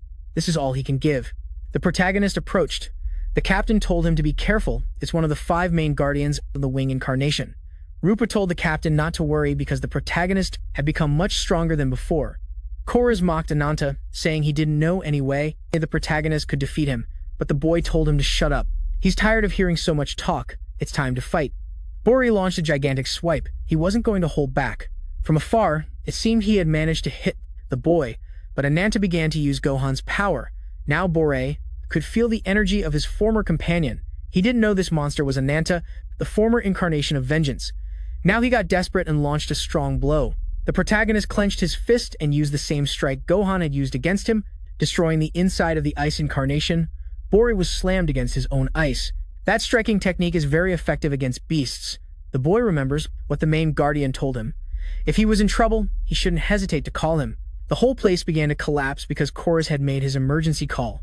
So Cornelius opened a portal. Bernard didn't understand what was happening because Ananta easily recognized the new guest, the strongest guardian of Jeju. Cornelius had arrived at this place, so let's go back inside the fortress, because something very serious is happening here. Lola began to increase her internal energy. She didn't know who Nadia was, but she wouldn't let herself be underestimated. The woman expelled a very toxic gas. Her followers realized it. They knew their leader was making an effort, so they got out of her way. They didn't want to get caught in the middle of her fury. Raguelza asked Owl to stay behind her. Using the power of the Valkyries, the queen created a small dome to protect herself. The incarnation of madness had evolved, assuring that all her enemies would fall today. Nadia, for her part, didn't even protect herself. The poison didn't affect her at all. She found it absurd that the cause of so much damage was writhing in her own frustration. It was time for two monsters to fight with everything they had. Kicholga launched several very powerful stakes that buried into the ground, but even so, Nadia wasn't affected at all. She could also launch her own stakes, which pierced and destroyed the monster's flesh. There was a clear power difference, and the enemy was beginning to understand it. The woman knows that her poison can't cause any harm to white skin, so she launched herself head-on. Direct physical attacks have to work quick. Nadia didn't take any offensive stance and simply waited for Kicholga to approach to use her power. The awakened monster doesn't know where it is. It was supposed to be fighting the white-haired woman, and suddenly, in front of her appears Nadia's evil spirit. The monster opens its jaw as if it wanted to swallow the incarnation of madness. However, in the real world, all she saw was a simple distraction, because in reality, Nadia had already cut her in two. The power difference between these two incarnations is devastating. Kicholga was left behind on the floor. She can't believe there's such a powerful incarnation besides her master. What kind of monster is this woman, and where did she come from? The queen was in shock, because Nadia's power rivals and might even surpass Ananta's. She understands that Nadia had won this duel. The white-haired woman still hadn't lost energy. She was deciding what to do with this incarnation's life. However, something attacked her from behind. Captain Owl stabbed her through the chest with a dagger, betraying them all. Raguelza didn't understand anything. She shouted at Owl, asking what he was doing. From behind the queen came the other incarnation that looks like a mantis. The queen tries to stop their attacks, but between the two incarnations, they manage to immobilize her. Raquel, poisoned, was pinned to the floor by the enemy. The redhead yells at Owl, asking why he's doing this, why he attacked Nadia, and why he's betraying them. The man apologized, saying sooner or later he had to do this. The queen wasn't wrong to feel the hatred he has for Giyu. However, that hatred is a consequence of Owl's dark past. With the incarnation of the wings, he works with Giyu not because he likes it, but because he has to. That genuine hatred was what deceived the queen. The other two incarnations had the queen subdued. Owl advises his companions not to hurt her. They must be smart. He tells Kicholga to get up quickly. The incarnation had already heard that her boss had a spy. She thought it would be someone stronger. Owl tells her to shut up. Because of her, he had to reveal himself. However, the man was left in shock because despite being stabbed, Nadia got back up. The guy doesn't understand what's happening. He was supposed to have pierced her heart. The hatred the girl feels began to take control. That evil spirit energy started spreading everywhere. Owl grabbed Kicholga, opened his gigantic wings, and started to fly. He can't stay trapped in this place. Meanwhile, Raquel watched as the man flew away. Remember, the girl respects him a lot. The incarnations don't understand what's happening. Nadia's energy was already reaching them. That evil energy quickly attacked the incarnations, and as expected, they ended up being swallowed by Nadia. Once again, the white-haired woman had become the evil spirit. This is the evil representation of her power. However, from above, a portal from Cornelius opens and a bright light from above pierces the fortress. Like a meteor, the very incarnation of the wings has come here for Nadia. Now let's go inside the girl's consciousness. Nadia is trapped again. She gets up but doesn't recognize this place. She remembers that a few seconds ago, she was in front of Kicholga. However, someone attacked her from behind, and her heart stopped beating. She had a very deep wound in her chest. She doesn't know how she's still alive, and suddenly another woman appears, Cleopatra, who greets her. It's a pleasure to meet her body companion. No one had ever seen her. The evil spirit energy really came from the power she has. Cleopatra, as an evil incarnation, tells Nadia that her heart had stopped beating. Cleopatra was able to awaken thanks to the negative energy. The girl produced it upon feeling so much hatred. She was honestly grateful. She thought she would never wake up. She has always been Nadia's shadow. And now it's time to regain control. Nadia told her to be quiet. She really wants to know who this woman is. Cleopatra introduced herself, claiming that she is the true incarnation of nature. Cleopatra is the evil representation of the first descendant, that incarnation who once protected and loved humans. Then the author tells us a bit more about this power. The god of nature chose a simple beast of the earth and turned it into the incarnation of nature, one of the first incarnations. The forest beings of that time accepted him as their prophet. He was the first god of magic and nature itself, and we will call him Cernos. However, he was a mortal being like any other. But here was the catch. to live as a mortal and teach others the meaning of life. Unfortunately, his ideal of life didn't align with this world. Culture, faith, and race combined with humanity's blood and violence, he began to spread across the world. He tried to make peace while his brothers conquered and protected, until one day, without warning, that violence reached the forest. It was his own brother, the main incarnation of war, whom we will call the Yoga. Cernos was forced to fight and arm his people to protect themselves. For the first time in his life, he had to kill to protect his own. However, like almost all wars, Cernos lost everything, and worse, he lost what was most valuable to him, his daughter. That's when Yoga met him in flesh and blood. It's supposed to be the best ending for the descendant of a supreme god. Cernos wanted to know why Yoga caused all this destruction. The guy didn't have to explain himself, nor did he seek anyone's forgiveness. However, he's going to tell him everything. This is because of a prophecy. There is a woman who is the main incarnation of magic, and she had the power to see the future. That woman saw the end of the world caused by a main incarnation. However, the girl was eliminated trying to protect this world, so he is only destroying the suspects. Cernos can't believe it. His people were destroyed by a stupid false accusation. The guy transformed into a lion, declaring that he will not let his people be consumed by one of the main incarnations. So he needed the divine artifact that protected Cernos. He will keep that power and won't let anyone take it. The author tells us, the incarnation that was most respected, life itself, developed a deep desire to hate and destroy her. That's how Cernos became an evil spirit. Cleopatra. And obviously, the fight between these two was unfair, because Cernos was consumed by hatred, and that made him much stronger. Even though he fought against a brother, obviously all this war and destruction wasn't a coincidence as one might think. The incarnation of the wings was behind all this. At this point in the story, Cernos hadn't yet lost all his consciousness. He understood that the monster who would destroy humanity was the incarnation of the wings. Giyu didn't hide it. He was ready to take everything from the guy. However, the incarnation had already lost absolutely everything, so he had no problem handing over his treasure to Giyu. Still, he has one condition. He asks Giyu to give him a second chance, to see how this world is destroyed. Once everything has been devastated, he could return to the world he loves so much. However, Cleopatra, who is the representation of the hatred that Cernos had, thought that Nadia is a response from his entire being to suppress his hatred. She was sure that the two were the same person. The existence of one causes the existence of the other. Nadia says she always dreamed of a monster, a gigantic evil spirit that always chases her, but despite its appearance, she always felt Cernos' pain and sadness. The energy Cleopatra emitted was not hatred, it was frustration and regret, negative feelings, caused because she couldn't protect her people. That's why she still exists, because the real Cernos was never an evil being, and she's going to defend herself, to become again the incarnation she always was meant to be. However, Cleopatra, being the representation of the hatred Cernos had, tells him not to be a clown. And if she's willing to fight, then both will have to face off for the same body, and to see what they do with the humans now. The author takes us back to the ice dome that Cornelius had created. From above, he watched as the whole place collapsed. Bore was out of commission, so his magic was destroyed. The guy descended and Bore was here, ready for the fight. It's time for these two to spark off and see who's the strongest. Cornelius claims his fist has never met anything it couldn't break. He used his magic on Bore and teleported him to a safe place. The Guardian states this is the first time he's repeated a fight against the same enemy. Ananta laughed at Cornelius's arrogance. He didn't know the dogs of the incarnation of the wings had so much pride. The Guardian noticed the increase in the boy's power. It's clear he's now a real threat to any Guardian who isn't ready. The protagonist introduced himself, said his name, why he was here, and his origin, claiming he alone is enough to crush, once and for all, the incarnation of the wings. Then the author tells us a bit about Cornelius. From his origin, he wanted to know the purpose of having so much power. The incarnation of the wings chose him, promising to clear his mind. According to Giyu, divine power subconsciously manifests what a person desires. A bird breaks an egg when it's born. For that bird, that egg is a whole world.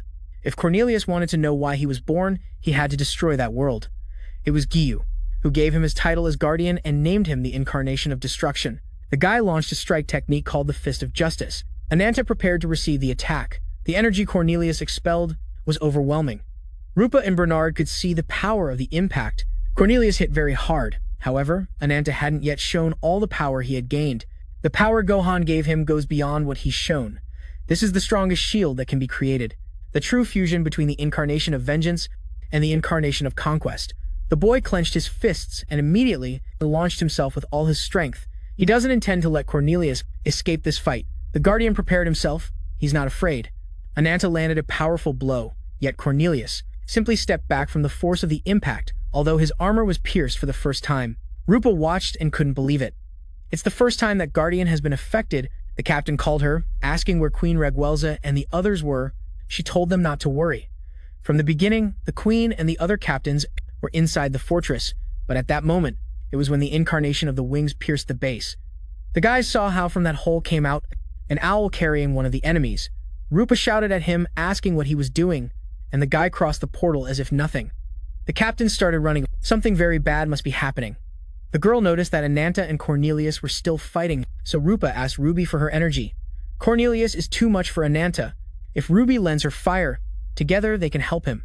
Bori kept fighting, but remember Ananta is using all his power and Cornelius isn't holding back. The boy was faster, more resilient, and more powerful. That gave him the chance to keep landing hits. The Guardian assumes that absorbing the incarnation of conquest has given him a lot of strength. However, he is still above that, with a very powerful. A right hook forced the protagonist to retreat, but Ananta managed to recover from the blow. The harder they hit him, the tougher Cornelius became. He had the most powerful offense, and Ananta had the strongest defense. However, the boy had been practicing with his new transformation and launched a gigantic scale attack that pierced through the ice. Cornelius wouldn't stay still and attacked again with his fist of light. He repeated the gigantic energy attack once more, and from afar, you could see how both powers clashed, generating a massive explosion. The dust started to clear, but Cornelius could perfectly see where Ananta was.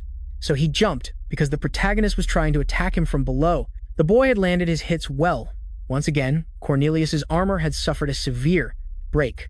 The branch the Guardian had was starting to activate. Ananta was overexerting him, so he would stop holding back. From afar, a gigantic blue light could be seen. This is Cornelius's power fused with the power of the branches. Now the author is finally going to tell us the plan they all devised. Before returning to the fortress, Malana told them that she only has an emergency teleport at the cost of her power, from anywhere, no matter the distance. However, she has a limited number of teleports, so they must choose who will be the best warriors to support the fortress. Regresa made her decision on where they would appear. 3 go straight to the base entrance, and the other 3 have to appear in the last evacuation room. She, along with Nadia and Buho, would be inside the fortress, while Rupa, Ananta, and Ruby would be outside. The salamander was surprised. She didn't know the queen held her in such high regard. The redhead states that Ruby can help as a booster. Surely the strongest are outside the fortress, so everyone started moving. This fight is going to be very complicated. And now, after everything we had already seen, Malana and Sanya waited for the queen to return. The bunny saw that her watch was dead and assumed things weren't going so well.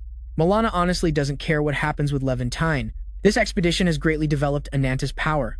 She never thought the boy could become so powerful and still maintain control over the curse. She tells Sanya to prepare. They must return to the base and see how they can help the queen. Skulls arrive from behind. He was starting to suspect them. The guy says that according to the wind, they had other intentions. Malana tells them not to be foolish. She hasn't betrayed the Valkyries in any way. She assumes they were upset because she couldn't take them to her fortress. She tells the boy no, he's not upset. Taking Ruby was the right choice. That salamander is a divine beast. Her power transcends the normal. The girls already knew it. Ruby is part spirit and part mystical creature. She is an energy similar to the raw matter that gives power to the gods, and now the author shows us how the entire terrain looked after the explosion Cornelius had caused at that moment. Rupa was absorbing the power that was Ruby into her body and now has power comparable to the strongest guardians of the wing incarnation. Ananta saw her. He thought fusing with Ruby was thanks to his curse, but he was wrong. It's Ruby who can give that power. The incarnation of destruction is releasing a lot of energy. This is Cornelius with almost all his power activated to the max. The girl asks Ananta to let her fight so he can rest a bit. With so much energy overflowing, she feels she could tear anyone apart. Rupa launched herself like a firebolt at Cornelius's incarnation and managed to land a claw swipe on the Guardian. However, the guy protected himself, but now wants to crush his new rival. Both started exchanging blows, claws against fists. Rupa was much faster and started attacking him from different points. The woman caused a huge energy impact that easily eliminates anyone.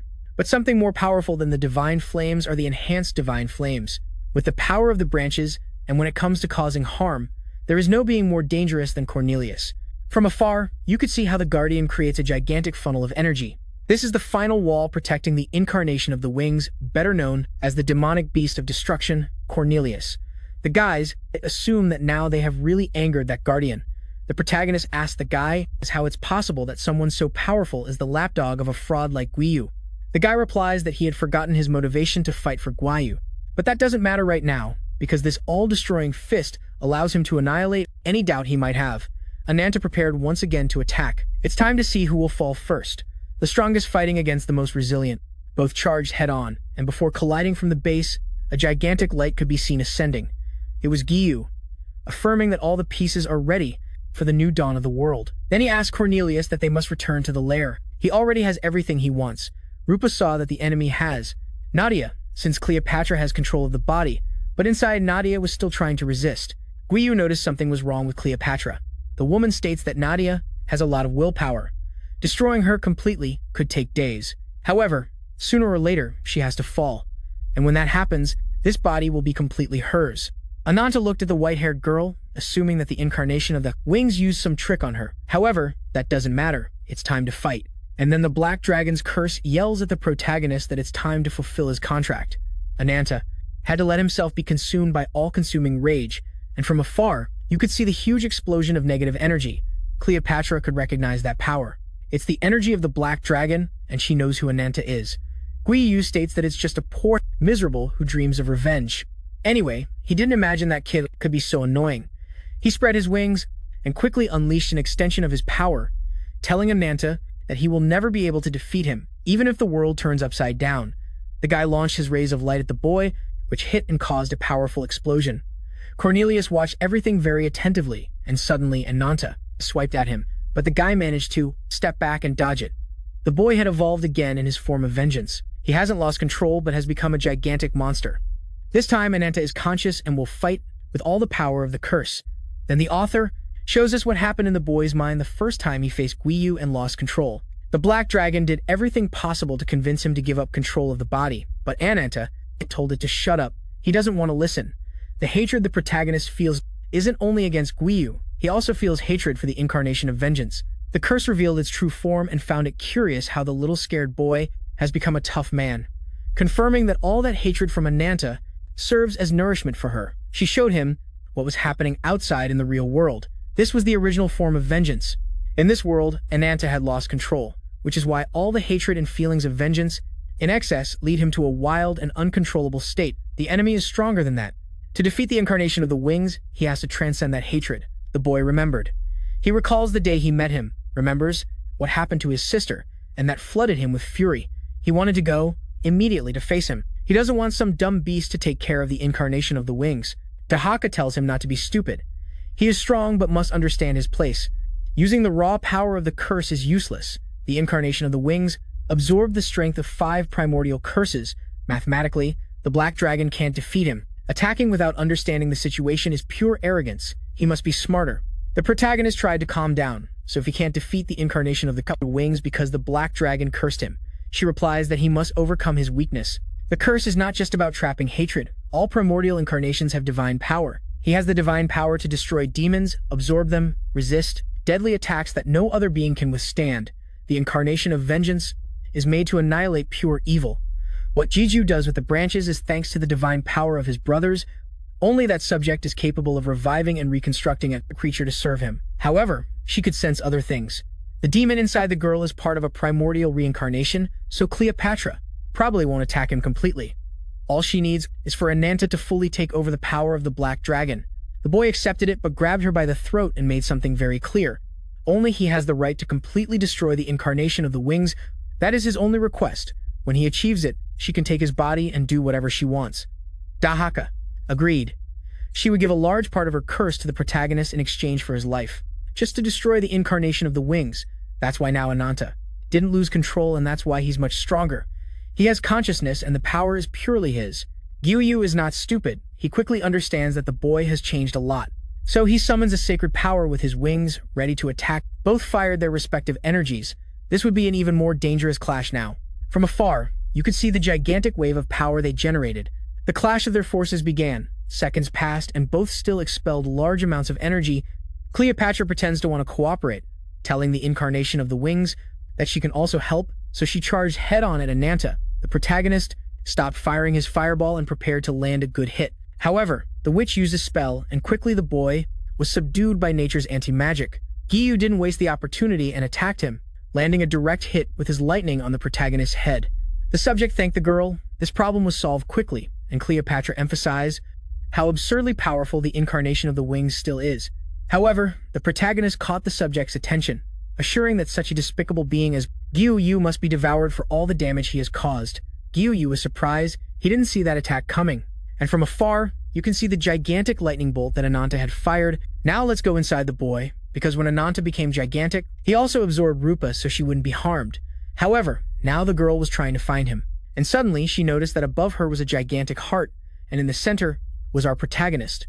That's how Ananta becomes a gigantic monster. All the flesh around him is created. From the energy of vengeance, Yu had responded to the attack, and that's why the protagonist was missing half of his head, but the incarnation of the wings for the first time had to protect himself. He can't believe it. A simple human with the disgusting power of an incarnation has been able to hurt him. Above the boy appeared a gigantic portal, and Yu gave the order for Cornelius to finish off the protagonist. The subject launched himself like a meteor toward the boy.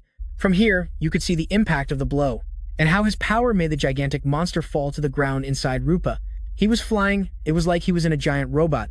Ananta's heart detached and fell to the ground. Shattering into pieces, the monster's structure was already collapsing. Ruby realized where her brother was. Rupa saw it too. She assumed things outside weren't going well, and she could see the girl transform into the child she is, affirming that she would protect her brother. If he was tired, she could carry him. Applies her energy onto the boy, shouting that she will always be here for him, and Ruby's energy, being divine, causes Ananta's cursed energy to start reacting. Outside, the incarnation of the wings descended. Cleopatra acted, saying she had been watching the incarnation of vengeance, and stated that this human is simply a victim of circumstances. Letting him live would demonstrate an act of supremacy. Obviously, she was trying to make Guiyu not eliminate this human who could be useful later. The white puppet looked at his hands because he had a wound. The incarnation of vengeance had managed to truly hurt him. He doesn't know how, but the curse has been purified. It's like Ananta and the madness of the black dragon suddenly separated. The boy's body started reacting. Cornelius did his best to get free. He didn't want to be absorbed. And in an instant, a beam was fired from inside the flesh of the gigantic monster. The incarnation of the wings lowered her guard, and Ananta had landed a direct hit. The protagonist emerged from his own flesh. Cleopatra played up the fool, but was happy that this boy hadn't fallen. After all, this protagonist is the hardest to eliminate. Cornelius assumed he would have to fight again, but Rupa appeared from the side trying to land a swipe. The incarnation of the wings was shocked. A human had caused a wound on her face. Now, the name Ananta will be very clear to her. From afar, the white-footed rabbits reported what was happening. Right now, the incarnation of vengeance has been able to hurt the enemy. Once this battle between the two ends, all of them will be ready to return to the barracks, since the warrior Ananta has a lot of energy to keep fighting. The protagonist had taken flight, and his vengeance energy kept strengthening. Giyu asked the boy, "Who do you think you are to look at me with disdain?" Cleopatra told the incarnation of the wings to be careful. That human has the power of a demonic curse. If he was able to hurt him, he will be able to swallow the incarnation of the wings right now. That dragon has become a dangerous enemy. The wisest move is to step back. The objective was already set: weaken the Valkyries. Very close by, Cornelius and Rupa kept fighting. The incarnation of the wings gave an order to the first guardian. She cut off her arm because the curse was consuming her. She told the guardian that the main mission was very close to completion. There's no need to waste time here, so she needs to retreat, and ordered Cornelius to open the portal. The man used his space-time technique and quickly created the portal that takes them to the altar of the wings. Ananta got angry. He didn't plan to let his enemy escape just like that. Cleopatra told Dahaka that both were fighting for the same purpose. However, the existence of two supreme demons is not possible in one world. The protagonist fired his fireballs. Not only was he controlling his curse better, but his abilities were reaching a new level, and Cleopatra needed to prove to Guiyu that she was on his side, so she attacked him. The protagonist also attacked with many fireballs. The white-haired girl, using her dark roots, managed to protect herself from all the impacts. Remember, all this is just a smokescreen. Then the new day arrived. Malina was reporting to her people everything that happened in this place. The existence of a new demon has been confirmed. Also, the incarnation of the wings has been contaminated. He can't say exactly how badly injured he is, but enough that he had to retreat. So the incarnation of vengeance has shown its potential. From afar, you could see someone opening a hole from inside the mountains. It was Tarzan, who finally managed to reach the survivors, and according to Malana, out of 3,000 people in the fortress, only 90 survived. and most of them are children. There were more than 400 warriors in the fortress and only 4 elites, including the queen. They came out alive, that's not counting the traitor captain named Boo. Milana's leader asks about Ananta. The girl says not to worry. The human survived but wasn't very happy. Sania tells the protagonist to look at things more optimistically. It's the first time the enemy has retreated after a long time. The balance isn't so unfair, and in her hands, Ruby transformed back. She yells at the bunny that she doesn't like lying women. So, she understands that Ruby is a divine being, and it's hard to like her. The protagonist tells her not to be silly. This is the first time he's felt so defeated. The enemy came and crushed the hope of all these people. Not even the queen could do anything to save them. Even he, being so powerful, couldn't stop it. That demon inside Nadia had trapped him, and he couldn't do anything to continue. However, now he's very clear that next time he faces him against the incarnation of the wings, one of them will fall. Sania agrees with Chenta, affirming that obviously Ananta was going to win with that manly determination. There was no doubt about his victory. The protagonist throws her aside but doesn't eliminate her because Milana is still watching him. The bunny leans toward the boy. It's the first time the reincarnation of the wings understands that he is not immortal. Besides having defeated the second guardian named Gohan and probably having the ability to completely destroy the first guardian named Cornelius, the development of his power was reflected in that wound he inflicted on the enemy. New variables have arisen, like Nadia's problem. Not even she suspected that. Ananta deserves a lot of recognition. He's just a human, but has the spirit to take down a god. The protagonist tells her to stop with the nonsense and asks what she wants now. Milana states that Levant time was badly injured after that attack. It's necessary to reorganize and prepare for the next battle. Rupa asks where they are supposed to organize. The fortress was in ruins, plus their queen needs to find a place to shelter the survivors as soon as possible. Alana agrees, which is why she wants to help them. Her organization has prepared a place for Levant's survivors to take refuge. The White Paw group also has great facilities. They had already said before that if Levant fell, they could help them. Also, there's still information about the incarnation of the wings. The protagonist tells her to speak up. Anything helps. The girl had picked up the hand that Guiyu had cut off. This fight has been very important, so she has no problem telling them. Guiyu, the incarnation of the wings, is actually the incarnation of machines. That guy is one of the first 6 incarnations that existed in the universe. He is a descendant of the god of machinery, the only god who created his own son by himself. Now back to the palace of the incarnation of the wings, Lebian and Balsac saw their companions arriving. The top 7 guardian asks Quicholga how she survived, and why she looks so scared. We'll call this guy Carcass. He was embarrassed that Quicholga was among the top 5. The woman is furious. It hurts because she knows it's true. Hugo remembered this blue guy heard that Carcass eliminated the former top 4 and top 5, just because he didn't like them. He may be top 7, but easily could be among the most dangerous, and he's very psychotic. Quicholga asks him what they were doing here. He was supposed to be on patrol. Carcass tells her not to be silly. He's here because the boss is calling everyone. And from behind, a portal opens where Gio, Cornelius, and Cleopatra finally arrive. The incarnation of madness welcomed them. However, she saw something she never thought possible. Gio had been injured, not only on his face, but he also lost his hand, and it brought her deep sadness to see that her master had been hurt. The white-haired man tells everyone this mission was carried out to ease the pain caused by Gohan's loss. It was supposed to affect only the Valkyries, but they also suffered casualties. Even one of the top 5 is currently in intensive care. Things didn't go well, not to mention the unfortunate state Quichula was left in.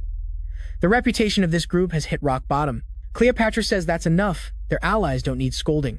The incarnation of madness had the bad luck to cross paths with her noble version. Quichola isn't to blame for Yu's terrible luck. Yu agrees. Punishing their own doesn't help much now. So, from this moment on, he will restructure the hierarchy of this group. The first to be congratulated is Boo, who has earned 6th place. Carcass now belongs to the top 5, replacing Gohan. Cleopatra will take 2nd place. Carcass now belongs to the top 5. The others will keep their respective ranks. He tells everyone that the beginning of a new story is about to start. Very soon, the 2 worlds will become one, and their mission will be completed. Now let's go to the White Paw organization. This was a Dyson sphere, and activating because Nanta and the other members of Levantine had just arrived. Alana welcomed them to the Rabbit Paw headquarters. This place is known as the Infinite Labyrinth or the Infinite Library. It's a dimension outside Earth and the Moon. Rupa asks the rabbit where the Queen and the others are. Milana says Sania will be with them when they arrive, so she can guide them to the shelters and dormitories. Santa asks Milana how she brought them here, since she was supposed to be out of energy, and the girl says it's all thanks to Rabbit Paw's top-notch teleportation technology. Now she needs them to come along because their leader wants to meet them. Here was the highest representative of Rabbit Paw. We'll call this woman Selena, the smartest rabbit in this place, who has lived many years in this labyrinth. Nana notices something suspicious. The three rabbits he knows look very similar. It's as if they were sisters or clones of the same person. Selena was very pleased to meet the famous Nanta in person. She asked the protagonist to remove his mask. She was using him, and vice versa. The girl asks him not to be so cautious. Beheading the incarnation of the wings is a noble purpose she has supported for a long time. They don't need to get along. The hatred they both feel for Giyu is a very strong bond. Rupa asks the leader the reason why she brought them here. Selena asks them to follow her. This needs to be discussed in a very specific place. A few minutes pass, and now the four are seated in a room. Milana serves tea, and Selena asks everyone if they have ever understood what the energy of revenge really means, its flavor, its energy source, and why it holds infinite power. Nanta asks her to be more direct. If she has something to say, she should say it. The girl admits she is a coward, unlike Nanta. She is very weak and has lived her whole life with resentment. The time she has lived, she has spent writing books about Giyu and all his allies, and now she's going to tell us the story of the incarnation of the machinery.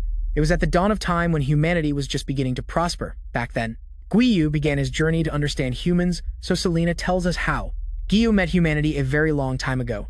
There was a woman in the desert. She was a merchant who had to escape from some bandits. She had been walking for many hours, and the camel was tired and collapsed. However, before her eyes, this woman was the first to meet the incarnation of the machines. The author tells us that Giyu was created with the purpose of supporting humans. His mission was to greatly benefit humanity, the creation of the gods. However, from the beginning, Giyu was not very much in agreement with the mission given by his creator, so to understand this mission, he set out to learn the meaning of life. He needed to build emotions and self-awareness. Only then would he understand how to help humans. At first, his relationship with the merchant was not easy. She was not going to let anyone hurt her, but she didn't really know what Giyu was. She shouted at him that if he did anything suspicious, she would eliminate him with this dagger. The man brought his hand to his face and removed his mask, stating that he was just getting to know humans and didn't want to hurt them. He only wanted to know the name of this woman. According to Selena, that woman was known as Fiona. She was the first to have contact with Giyu. Ananta tells him to be quicker. He's dragging the story out too long. He doesn't need to know the reasons behind the incarnation of the wings. He needs to find data that will help him eliminate it. He doesn't want to know anything about that monster, whoever it is. He doesn't care. But Selena asks him not to be so impatient. Knowing the enemy is fundamental. The woman knows that despite being a machine, Giyu is a very complex incarnation. It's important to understand why he went from being the incarnation of the machine to taking the name of the incarnation of the wings. She wants everyone to hear the story. No one here is wasting time. The protagonist tells her to do whatever she wants. Then Elena continues telling the story. That same night, Yu and Fiona camped in the desert. The incarnation had helped her build all this and gave water to the human. The man asked the girl a question. He knows that within a radius of hundreds of kilometers, it's very difficult for her to survive, so why was Fiona here in the middle of the desert? Also, it's clear that she had been beaten. The girl laughed. She had never met a being who spoke like Giyu. She explained that she was a caravan merchant. Her group traveled between tribes in the desert to do business. Since she was a child, she had been traveling with her family. The little she earned, she used to buy water and give it to people who didn't have any. In this desert especially, there were many abandoned people whom her family wanted to help. However, the word spread very quickly, and her family's fortune reached the ears of some thieves. The caravan they were in was attacked by bandits. Her father asked her to escape. He didn't want her to be taken and sold as a slave, so she had no choice but to separate from her family, and obviously, that was very hard for her. The incarnation wants to know about emotions. He asks if what she feels is sadness, one of the most important human emotions. The girl apologized. It's not pleasant to cry in front of her savior. Giyu tells her not to apologize. She is human. Feeling sadness is natural. For him, who is not human, it is an unknown feeling. Fiona returns to the topic of the gods. Giyu had told her about his brothers, how she spends her time traveling not only through the desert but through the world in general. The names of all those main incarnations are very famous. However, it is the first time she has heard of the incarnation of the machine. The man explains to her that a machine is a device that uses energy to perform programmed tasks. It's like a tool designed to achieve a specific purpose. He is a servant of the god of machinery, the one who rules over creation and destruction. His mission is to create civilization. But unlike his brothers, he is neither spiritual nor natural. He is simply an artificial being. His creator gave him the mission to benefit humans and lead them to a new level of advanced civilization. Fiona didn't quite understand, and Giyu stepped away from her a bit to show her what he was capable of.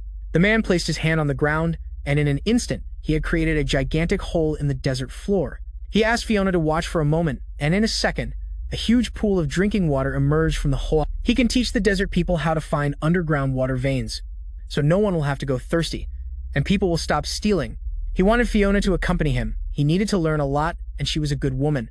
The girl looked at all that water and apologized for not understanding so many things. Only one thing was clear to her. Giyu was her savior. That idea of being a savior. That's how, little by little, the incarnation got it into his head.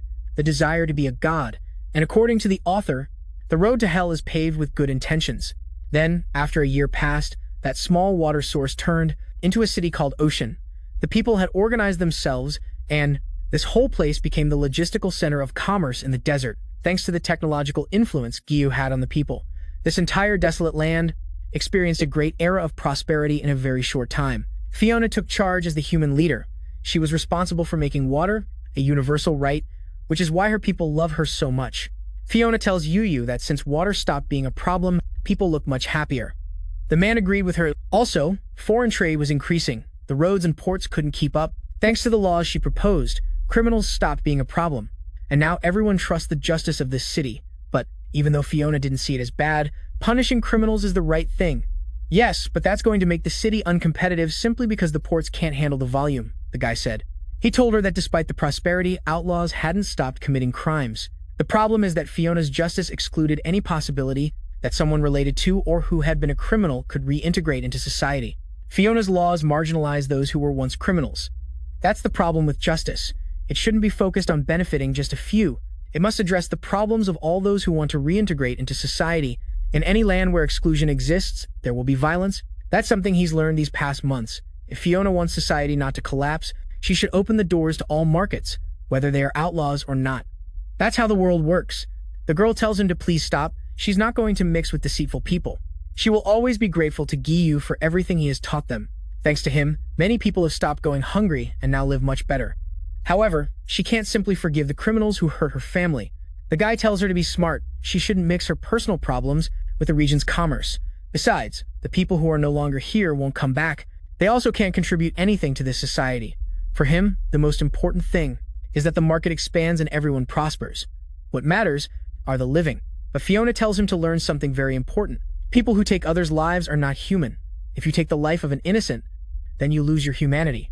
Selena states that in conclusion, Fiona couldn't forget the pain of her past, and Giyu was just beginning to understand in the human heart. However, having closed the most prosperous market to outlaws caused the violence the incarnation of the machine had predicted. The outlaws organized and planned to attack the city. He was there witnessing it, watching as the criminals arrived. The guys didn't think about stopping. They kept advancing, despite everything. The incarnation raised his hands, thinking about what he was about to do. He didn't have to protect. However, he was acting like a human, defending the innocents from the invaders, even though his god told him not to touch humans. That very night, Giyu eliminated all the bandits. He didn't do it thinking about the townspeople. He did it mostly trying to define his own identity. In the city, Fiona was already organizing people to defend themselves. However, they could see the huge explosion in the desert. The incarnation of the machinery had wiped out all the bandits. Fiona arrived quickly. Surprised by what she saw, she thought Giyu would never interfere in human problems. The incarnation of the machinery had taken a life for the first time. The guy looks up and recognizes that emotion in the girl, fear. He notices that Fiona was scared of what he had done. The guy tells the woman that when he met her, he was very lucky. His creator gave him consciousness, but never gave him an identity. So he went out into the world to understand who he is. She made it clear to him that humans don't have to eliminate other humans. So finally, he has freed his mind, finally broken his chains. For the first time since he was born, he feels like a free being. And from the moon, there was also a very important person in this story. It turns out one of the main incarnations built a base on the moon. We'll call this woman Luna, and later on, we'll find out exactly who she is. Let's continue with Yuyu's story. After being free, he decided to distance himself from Fiona. The guy had felt joy for the first time. However, at first, he didn't know what caused that joy, so to find the answer, he kept immersing himself in the human world.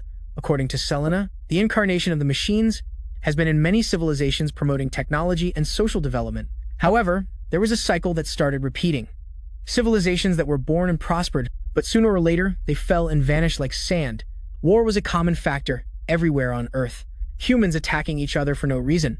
From so many wars, that there were always good and noble people suffering, but they saw in the incarnation of the machinery a kind of savior. So the idea of being a god grew in Gyu's mind over time. The guy concluded that killing one man makes you a murderer, ending millions makes you the conqueror, and eliminating everyone means you are a god. However, he still didn't know what to call himself. He didn't want to keep using the name his creator gave him, so he distanced himself from humanity for a few years. He needed time to discover his true form. However, on his path, a woman crossed his way. Luna, the incarnation of magic and the guardian of this world, was very powerful. She had the strength of a main incarnation. Jeju didn't understand what kind of technology this was. He felt an incredible force. He didn't know that a single being had the ability to manipulate so much energy. The girl just wanted to talk, so she took the incarnation of the machines to her secret base. She introduced herself, and as you can imagine, this place is the same infinite library where Selena was telling the story. The woman wanted to meet her brother. It's important that the main incarnations aren't distant from each other. The guy introduced himself and was pleased to meet a relative. Now he wants to know why she brought him here. He was about to attack Luna right there, but a little bunny arrived, asking what they needed, and Luna asked her to please bring clean clothes. This little bunny was Selena when she was still a small child. Rupa understood quickly, so Selena became the assistant of an incarnation. She agreed with him. Since she had lived in this place since she was very young, Ananta states that now everything makes much more sense, which means that Selena has been seeking revenge all this time. The girl tells him that the incarnation of magic was like her mother. That woman taught her everything she knows, and she continues telling the story. Luna began showing this library to Gyu. The guy says this place is very strange. With his techniques, you can't measure the distance of this site, and Luna states that's because this place is infinite. In this library is all the information about all the events that have happened in the universe since its birth. The guy congratulates her, but there's nothing here that he needs. He just wants to return to Earth. The girl tells him to calm down. This labyrinth is a separate dimension from the world. No one can enter or leave without her permission. She warns him not to get smart. This is her territory, and if he tries to do things by force, she won't hesitate to destroy him. Guigui tells the girl she was wrong about something. He's not obligated to anything. There's no rule limiting his actions. He's completely free from any god or any dimension. The girl congratulates him for being so optimistic. She supposes that's why he's been eliminating humans. Guiyu affirms his beliefs and way of thinking, which makes Luna happy. Her brother already has an identity. She knows a lot about machines. Giving them consciousness was always a moral debate. The guy asks why she gave him this book, and she asks him to read it. This book explains everything about the world, horizons, and the power that the main incarnations carry in their divine relics. According to Luna, when the power of the 6 divine relics can be gathered, it will grow into a tree so gigantic it will become the world tree. The guy asks why she's explaining all this. She's trying to make him understand his duties in Enev Enera's priest, but understand his duties. The girl could see in the future how the world tree will be created. The power of the 6 relics will merge, and when that happens, all life on Earth will be devastated. This whole system will collapse, and she has loved ones. She doesn't intend to let die because of a selfish person's wishes. If the guy wants to help her, she has the ability to grant him a good wish. The girl has been watching the machine and knows he has a desire. It's a little strange, but Guiyu wanted to become human. The guy asks Luna if she has the magic to do that. She smiles at him. If he doesn't want to believe it, then she'll prove it to him. The girl used a rejuvenation spell on the machine. Honestly, she didn't know how this power would affect a robot, but in the end it doesn't look so bad turning him into a child. It's enough for him to believe Luna can turn him into a human. The rejuvenation technique alters the being's form and takes it to its child form, and that is just one of the many talents she has. Also, her abilities have helped her monitor the 5 main incarnations. Some of them have mixed with humans to form strong civilizations, and others have simply become their rulers to build their empires. And I, on the other hand, was very different. I didn't want to mix with humans, nor did I want to rule them. The machine doesn't know what to say. He understands the girl has studied him well. Then he asks why someone as talented as Luna needs help from a simple machine. She asks him not to lose patience. Honestly, of all her siblings, he's the only one she likes. So, according to Selena, for her mother Luna, it was necessary to form an alliance with the incarnation of the machine if she wanted to avoid the catastrophe in the future. She needed to create a device that only works if magic and technology can be combined. And so, in this relationship, more than a year passed. Guiyu and Luna had created a device that could absorb any kind of power. The girl approached from behind, stating that they are almost finished. She was always with her assistant Selena.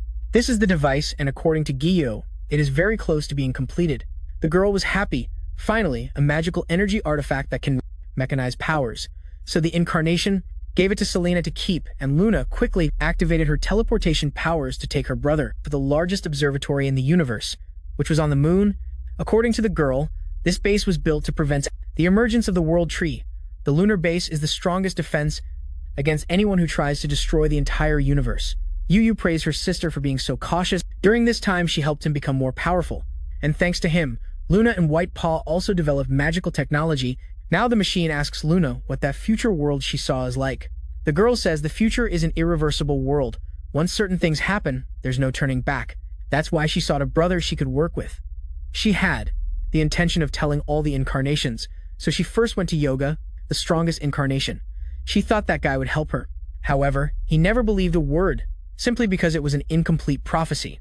Let's say Luna could see the future, but she couldn't yet find the person responsible in the world. She doesn't make predictions. It's simply a prophecy. She was able to recognize an entity with 6 wings.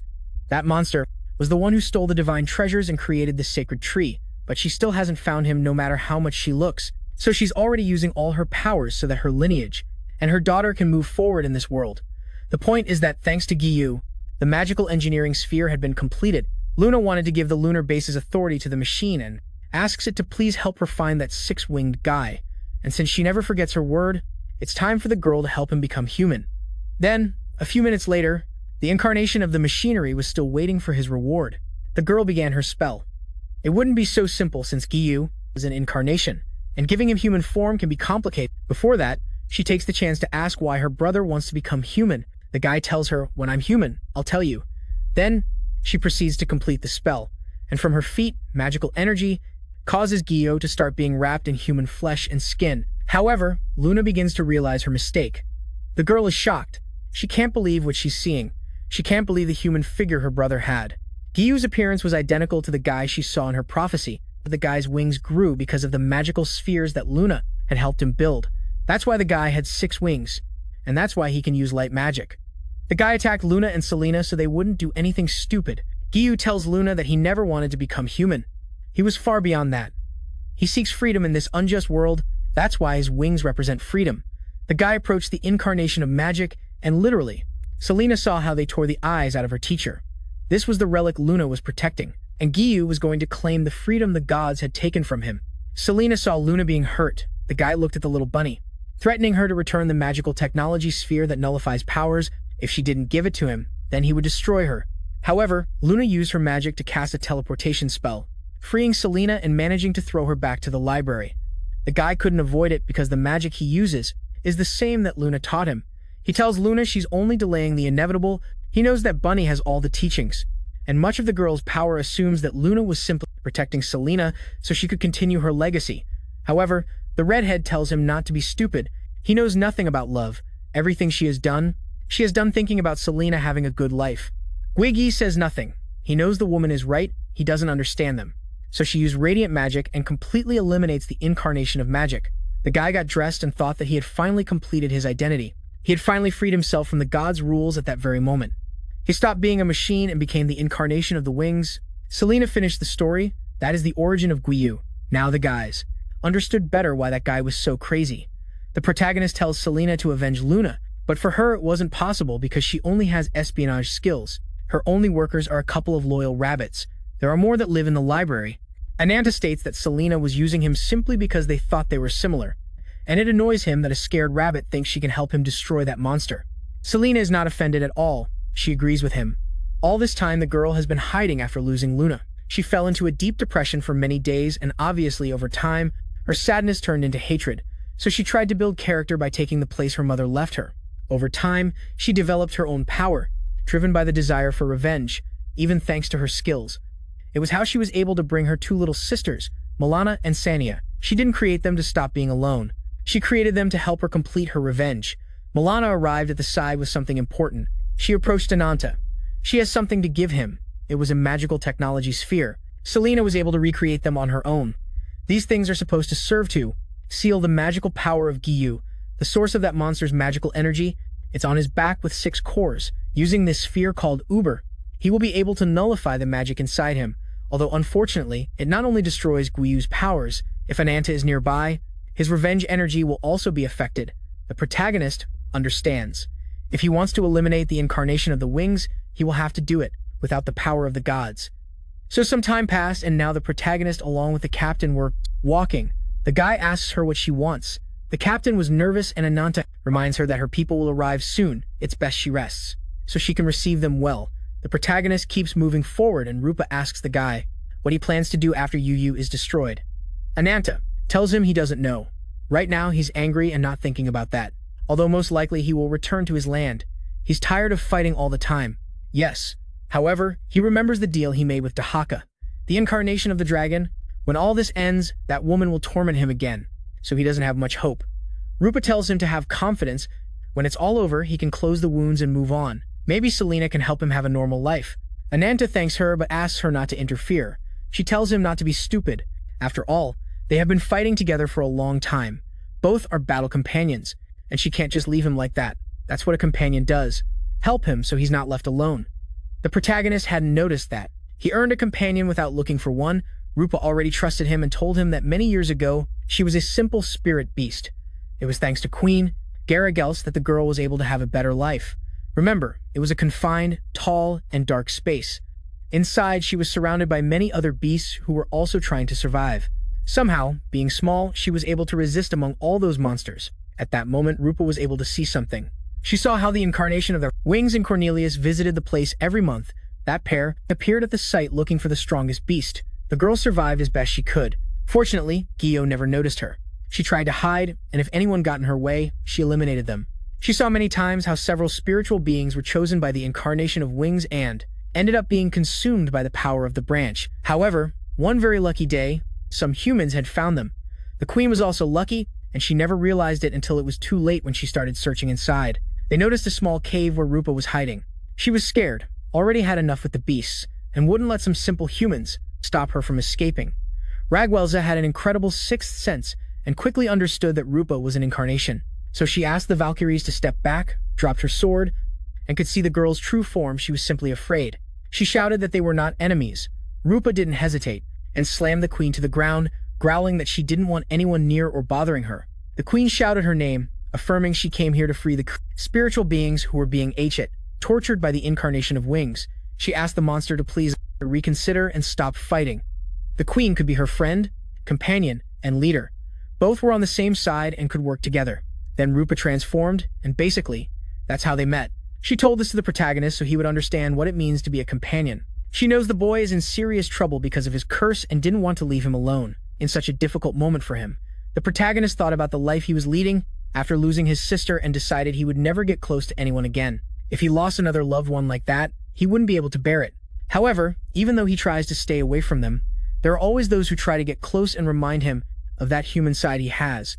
Then he tells the girl she was very kind, really values that someone cares about him, appreciates her gesture, and likes knowing he has a companion. Now, let's return to one of the protagonists of this story. Nadia was still imprisoned because of Cleopatra. The girl had been fighting for many hours, didn't know how much time had passed, and was very tired. She no longer remembered much of her life and wondered why she was suffering so much. Cleopatra arrived, telling her to get up. Both were fighting for the same thing, to prevent the innocents from being sacrificed. Nadia thought Cleopatra had the same goals as her. In reality, Cleopatra had no intention of making the incarnation of nature suffer. This woman had feelings for Nadia because when she was alive in her incarnation form, Nadia was the light of her eyes, and Cleopatra wanted to prevent the girl from making the same mistakes she made. She just needed her to stop resisting. If she couldn't be at 100%, there was a way to end the incarnation of wings if they joined forces. Cleopatra offered the girl a world where no one would get hurt. The girl spoke in a strange language and in an instant created gigantic roots that struck directly at the face of the evil energy, slamming it to the ground. Nadia assumed both wanted to eliminate Giyu. However, there was no chance she would surrender, and much less give her body to an evil incarnation. Cleopatra got up thinking this was horrible, wondering why she resisted so much and shouldn't be so strong. Could it be that her attachment to life wouldn't let her give up? Nadia told her not to be stupid. Preventing the power of nature from being used for evil, that is her destiny. This was one of the bases in the land of the gods, and here was Cleopatra fighting internally against Nadia. Someone arrived with a message and was worried that the girl still wasn't at 100%. Cleopatra asked what they wanted. The guy says the girl looks really bad. He's actually worried she'll lose the fight against Nadia. Cleopatra laughed. She remembers it was him who betrayed the white-haired girl. If Nadia regains control, she's going to tear him apart. The guy tells her not to be mean. Obviously, he's worried. Usually, everyone around him wants to eliminate him, yet he wishes he had the chance to apologize to Nadia. Surely there were casualties because of him. Cleopatra doesn't argue. She takes the handkerchief and thanks him for his apology. Although she doubts Nadia will forgive him, now you want to know why he came all the way here. The guy says the boss is very angry and is demanding that everyone meet immediately. There's very little left to complete the main objective, so let's go back to the Infinite Library, where the 11 survivors were just arriving, and Sonia was doing her best to organize them. She asks everyone not to worry. They will be treated very well here. Selena was also here and welcomed everyone. It's a pleasure to meet you in person, and she regretted what happened to her. Raguelza is very grateful to her for all this support. None of those here will forget this help. Someone quickly rushed at the queen. It was Rupa giving her a hug. She was happy to see her again.